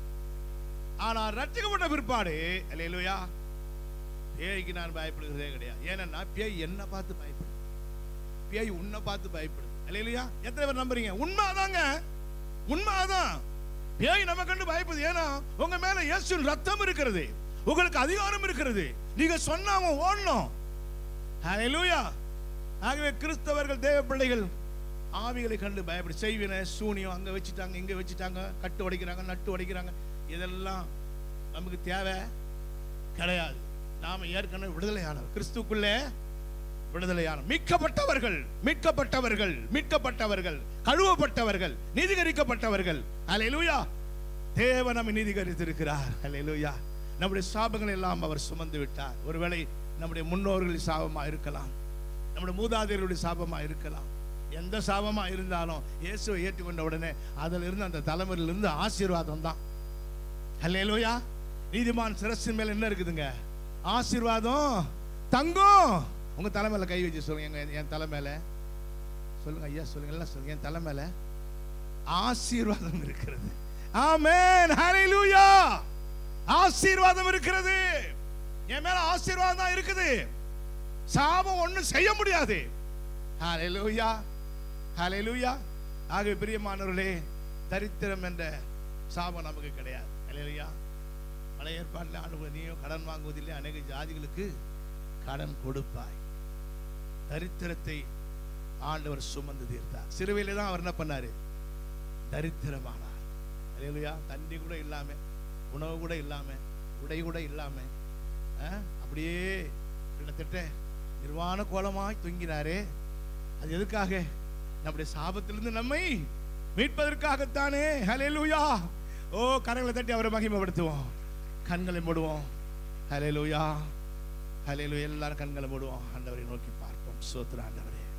சோத்திரையா, சோத்திரையா, சோத்திரையா. இயேசுவே சோத்திரம், சோத்திரம், சோத்திரம். ஒரு நிமிஷம் உங்களை ஆண்டவர் நோக்கி பாருங்க. ஹல்லேலூயா. அப்பன் இயேசு உனக்காகப்பட்ட பாடுகள், சிலுவையிலே அவர் பலியாகி ரத்தம் சிந்தி உன்னை மீட்டெடுத்திருக்கிறாரே. ஹல்லேலூயா. சோத்திரையா. அந்த இரட்சகரை நோக்கி இப்ப பாருங்க. உங்கள் நோய்கள் அவர் சுமந்து விட்டார், உங்கள் பாவங்களை அவர் சுமந்து விட்டார், உங்கள் சாபங்களை அவர் சுமந்து விட்டார். அருமையான தேவ பிள்ளையே, ஒருவேளை இந்த கூட்டத்திலே யாராவது இயேசுவை ஏற்றுக்கொள்ளாமல் இருந்திருந்தார், உங்களை அன்போடு நான் கேட்கிறேன், இந்த இரட்சகரை நீங்கள் ஏற்றுக்கொள்ளுங்கள். ஹல்லேலூயா. எத்தனை பாக்கியமான ஒரு வாழ்வு. ஹல்லேலூயா. சோத்திர ஆண்டவரே, சோத்திர ஆண்டவரே, சோத்திர ஆண்டவரே, சோத்திர ஆண்டவரே, சோத்திர ஆண்டவரே, சோத்திர. எல்லாரும் வாய் திறந்து போய் சோத்திரம் பண்ணுங்களேன். சோத்திரையா. ஹல்லேலூயா. சோத்திர ஆண்டவரே. பாவி என்று உன்னை இயேசு தள்ளவே மாட்டார், ஆவலாய் உன்னை இயேசு அழைக்கிறாரே. பாவி என்று உன்னை இயேசு தள்ளவே மாட்டார், ஆவலாய் உன்னை இயேசு அழைக்கின்றாரே. தயங்கிடாதே, தாவி ஓடிவாம், தந்தை இயேசுவில் சொந்தம் கொள்ளவா. தயங்கிடாதே, தாவி ஓடிவாம், தந்தை இயேசுவில் சொந்தம் கொள்ளவா. தந்தை இயேசுவில் சொந்தம் கொள்ளவா. இயேசு கிறிஸ்துவின் அன்பு என்றும் மாறாதது. இயேசு கிறிஸ்துவின் மாறா கிருபை என்றும் குறையாதது. கண்களை மூடி பாடுவோம் எல்லாரும். இயேசு கிறிஸ்துவின் அன்பு உன் மீறுதல்கட்காய் இயேசு காயங்கள் பட்டார், உன் அக்கிரமங்கட்காய் இயேசு நொறுக்கப்பட்டார்.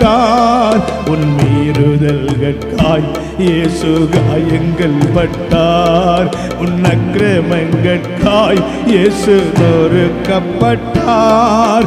உனக்காகவே அடிகள் பட்டார், உன்னை உயர்த்த தன்னை தாழ்த்தினார். உனக்காகவே அடிகள் பட்டார், உன்னை உயர்த்த இயேசு தன்னை தாழ்த்தினார். உன்னை உயர்த்த இயேசு தன்னை தாழ்த்தினார். இயேசு கிறிஸ்துவின் அன்பு என்றும் மாறாதது. இயேசு கிறிஸ்துவின் கிருபை என்றும் குறையாதது. அல்லேலூயா. இயேசு கிறிஸ்துவின் கிருபை என்றும் குறையாதது. கரங்களை தட்டி ஆண்டவரை மகிமைப்படுத்தும். ஹல்லேலூயா, ஹல்லேலூயா, ஹல்லேலூயா, ஹல்லேலூயா. ஸ்தோத்திர ஆண்டவரே.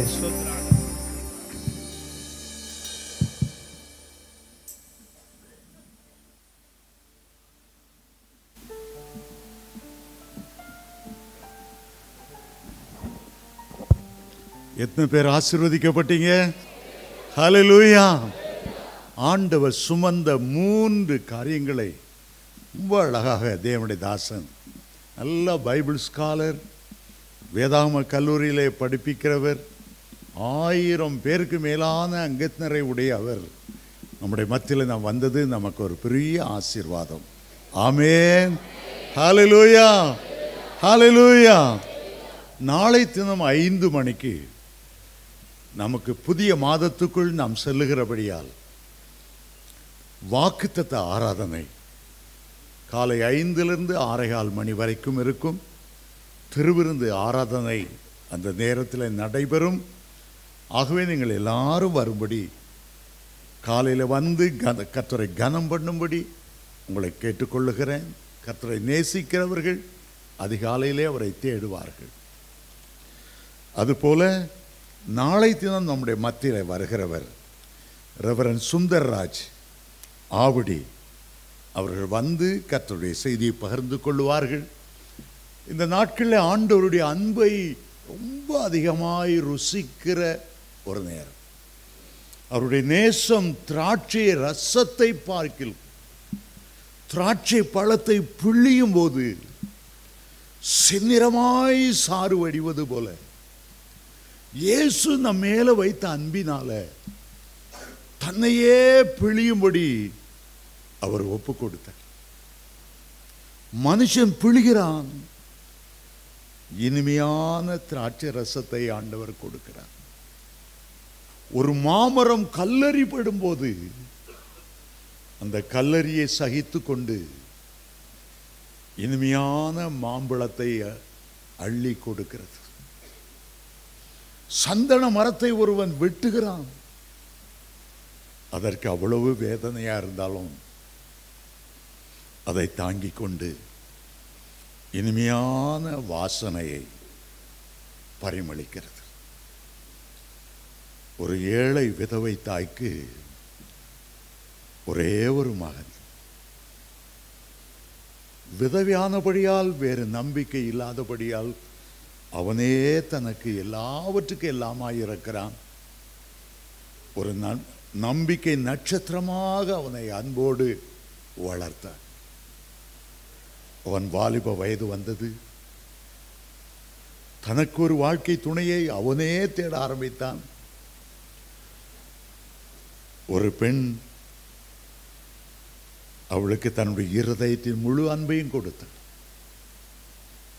அவள் யோசித்தாள், இவன் தாய்க்கு ஒரே ஒரு மகன், தாய் முந்தானைய பிடிச்சு கொண்டு வருவான், தன்னை விட தாயத்தான் அதிகமாக நேசிப்பான்.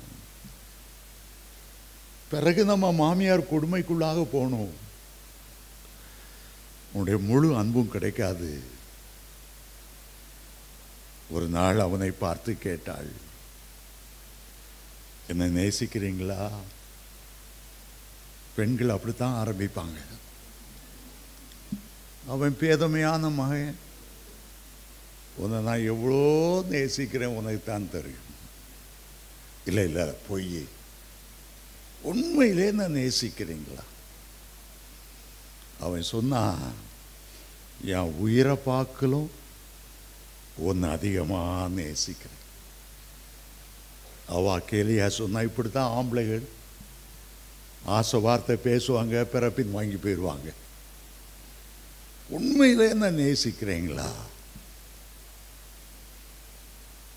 அவன் சொன்னா, சத்தியமா சொல்றேன், உன்னைத்தான் நேசிக்கிறேன். அவ சொன்னா, உங்களை விட என்ன நேசிக்கிறது பெரிய காரியம் இல்லை, உங்க அம்மாவோட என்ன அதிகமா நேசி. என்னடா இது, இப்படி ஒரு கேள்வி கேட்கிறாளே. அவன் சொன்ன, ஆமா நான் அவங்க கூட தானே நான் என்னன்னைக்கும் வாழ போறேன், என் தாயை விட உன்னை அதிகமா நேசிக்கிறேன். அவ சொன்னா, இது உண்மையா இருந்தா நான் ஒன்று கேட்குறேன், நீங்க மறுக்க மாட்டீங்க. எனக்கும் தெரியும் நீங்க என்ன நேசிக்கிறீங்க.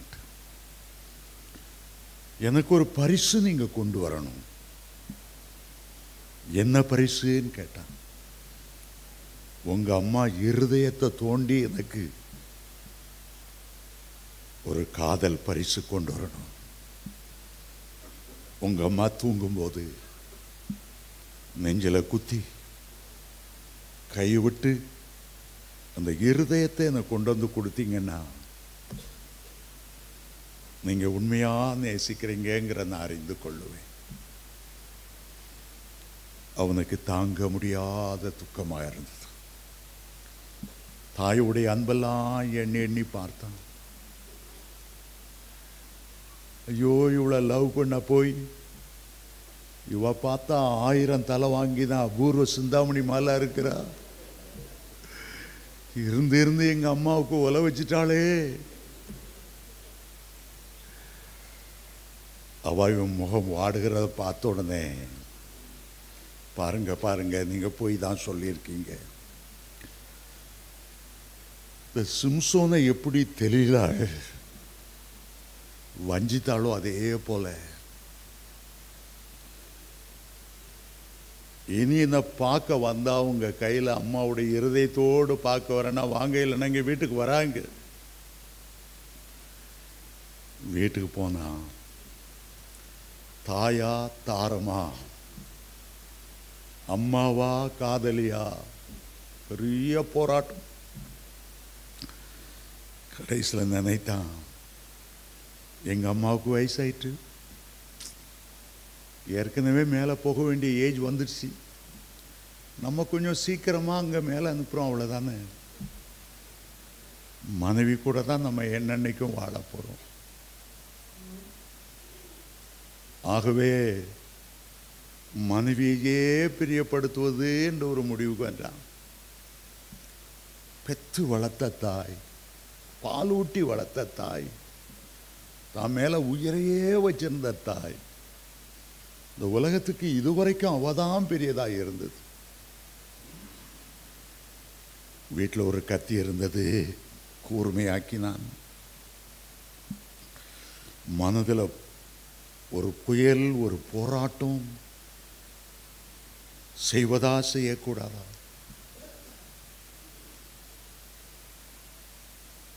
கடைசியில் அவருடைய காதலி முகம்தான் முன்னால் நின்று கொண்டிருந்தது. ராத்திரி பார்த்து கொண்டே இருந்தான், தாய் தூங்கிட்டாங்களா இல்லையா. தாய் தூங்குகிற சத்தம் கேட்டது. மெதுவாய் கத்தி எடுத்துக்கொண்டு பூனை போல அடிமேல அடி வைத்து அவங்க அம்மா ரூமுக்கு கிட்ட போய் கதவை திறந்தான். கீச்சுங்கிற சத்தம் கேட்டது. கதவு. அம்மா விழித்து கொண்டார்கள். இவனை பார்த்தாங்க. என்னமானே, உன் முகம் எப்படியோ வித்தியாசமா இருக்குதே, நீ ஒரு நாள் இவ்வளவு கலங்குதான் நான் பார்த்ததில்லே. மன உனக்கு என்ன செய்து, நீ ஏன் நீ தூங்கலாமா? ஐயோ, உன் முகமே வித்தியாசமா இருக்குது. அந்த அம்மா அழ ஆரம்பிச்சிட்டாங்க. ஏதாவது கஷ்டமா?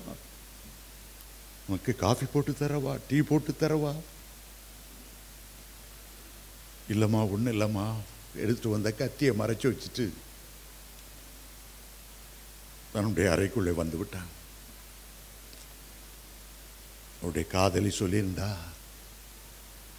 ராத்திரி 2 மணி ஆனாலும் 3 மணி ஆனாலும் உங்க வரவுக்காக நான் ஆவலோடு காத்திருப்பேன். 1/2 மணி நேரம் கழிந்தது. முகத்தில் ஒரு துணியை மூடுனா. அம்மா தன்னை பார்த்துடக்கூடாது.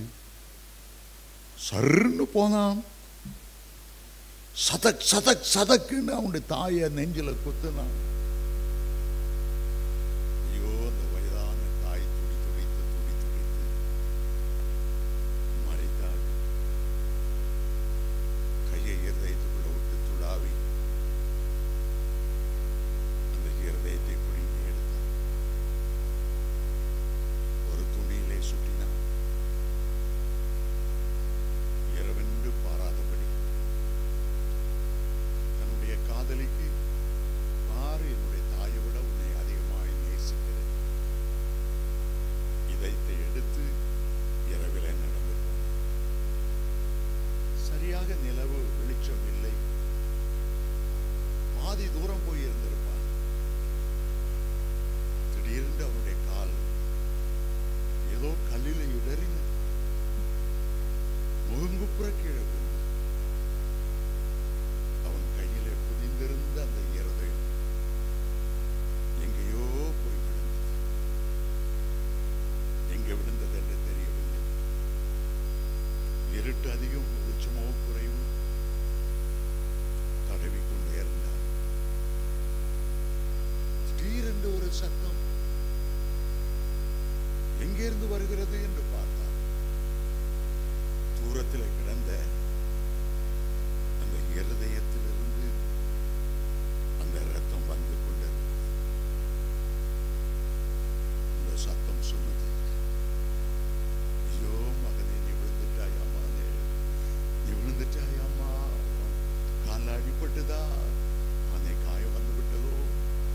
உனக்கு ரத்தம் வழிகிறதோ?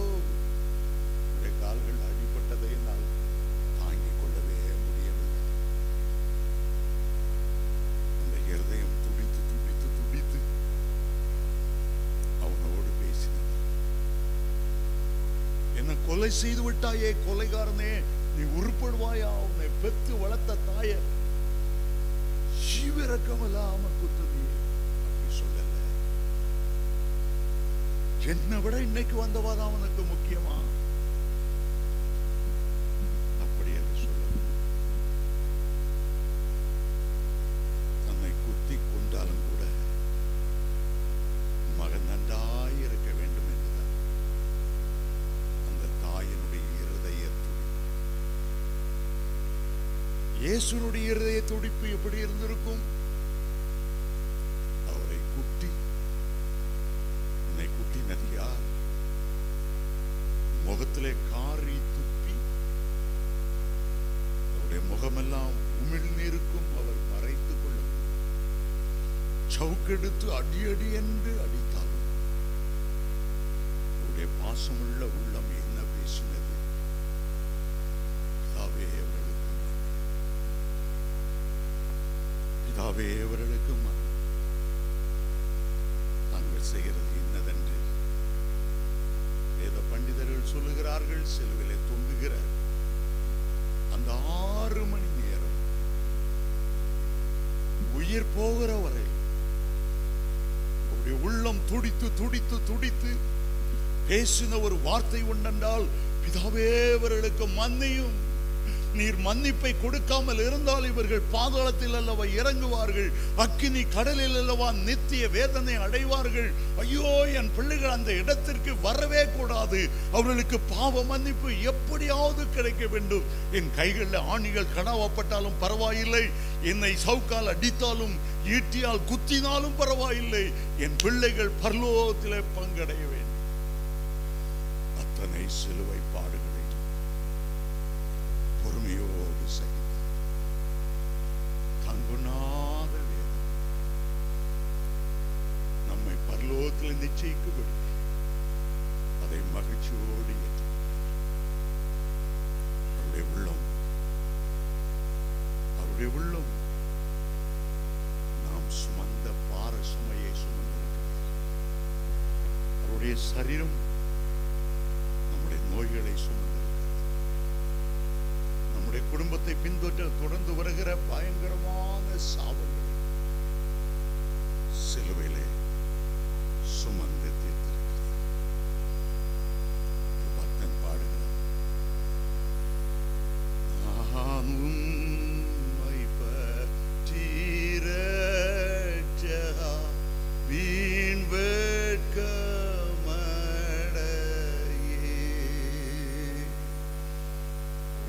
பேரன்பை குறித்தாண்டவா நான் சாட்சி கூறுவே. நான் உம்மை பற்றி இரட்சகா வீண் வெட்கம் அடையே. பேரன்பை குறித்தாண்டவா கூறுவே. சிலுவை அண்டையில் நம்பி வந்து நிற்கையில் பாவபாரம் நீங்கி வாழ்வடைந்தே. எந்த நேர எனதுள்ளத்தில் பேரானந்தம் பொங்கி பாடுவே. எழுந்த நிற்போமா? இவ்வளவு பெரிய அன்பை குறித்து நீங்கள் எப்படி வெட்கமடையலாம்? மற்றவரிடத்தில் சாட்சி சொல்லாமல் இருக்க முடியும்? இவ்வளவு பெரிய அன்பை வெளிப்படுத்தின ஆண்டவருக்கு உங்களுடைய அன்பை வெளிப்படுத்தும்படி உங்களுடைய இருதயத்தை கொடுக்க வேண்டாமா?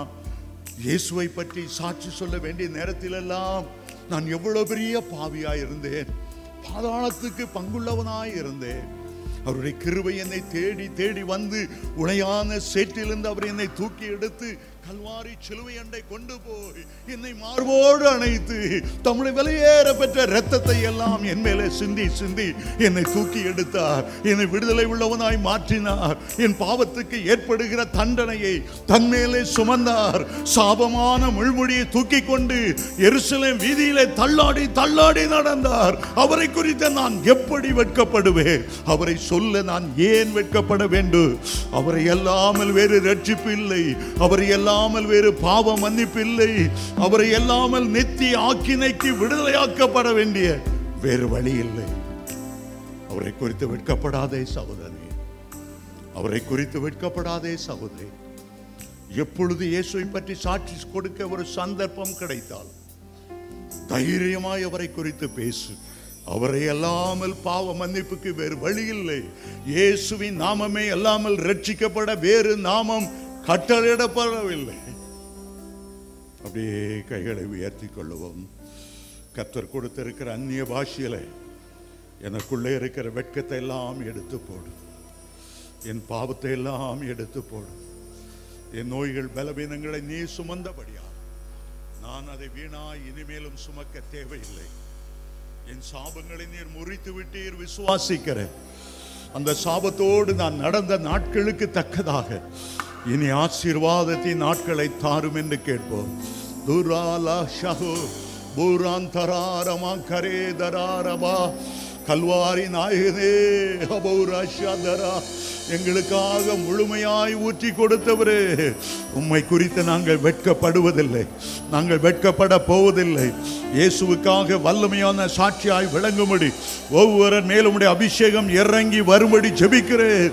இயேசுவின் நாமத்திலே இன்றைக்கு உம்முடைய கரம் ஒரு அற்புதம் செய்வதாக. உம்முடைய பிள்ளைகள் அற்புதத்தை பெற்றுக்கொள்வார்களா? இந்த இரவு உம்முடைய கரம் அவர்கள் மேல் அமர்ந்திருக்கிறதை அவர்கள் உணர்ந்தவர்களாய் இருக்கட்டும். இந்த இரவு பரலோகம் அவர்களுக்கு நேராய் திறந்திருப்பதாக. இந்த இரவு கர்த்தர் உம்முடைய பிள்ளைகளோடு பேசுவீராக. ஒரு மகிமையான காரியத்தை செய்ய இயேசுவின் மூலம் பிதாவே. கைகளை உயர்த்தி எல்லாரும் சொல்லுவோம். என் ஆத்துமாவே கர்த்தரை சோத்ரி, முழு உள்ளமேருடைய பரிசுத்த நாமத்தை சோத்ரி. ஆத்துமாவே கர்த்தரை சோத்ரி. கர்த்தர் செய்த சகல பாரங்களையும்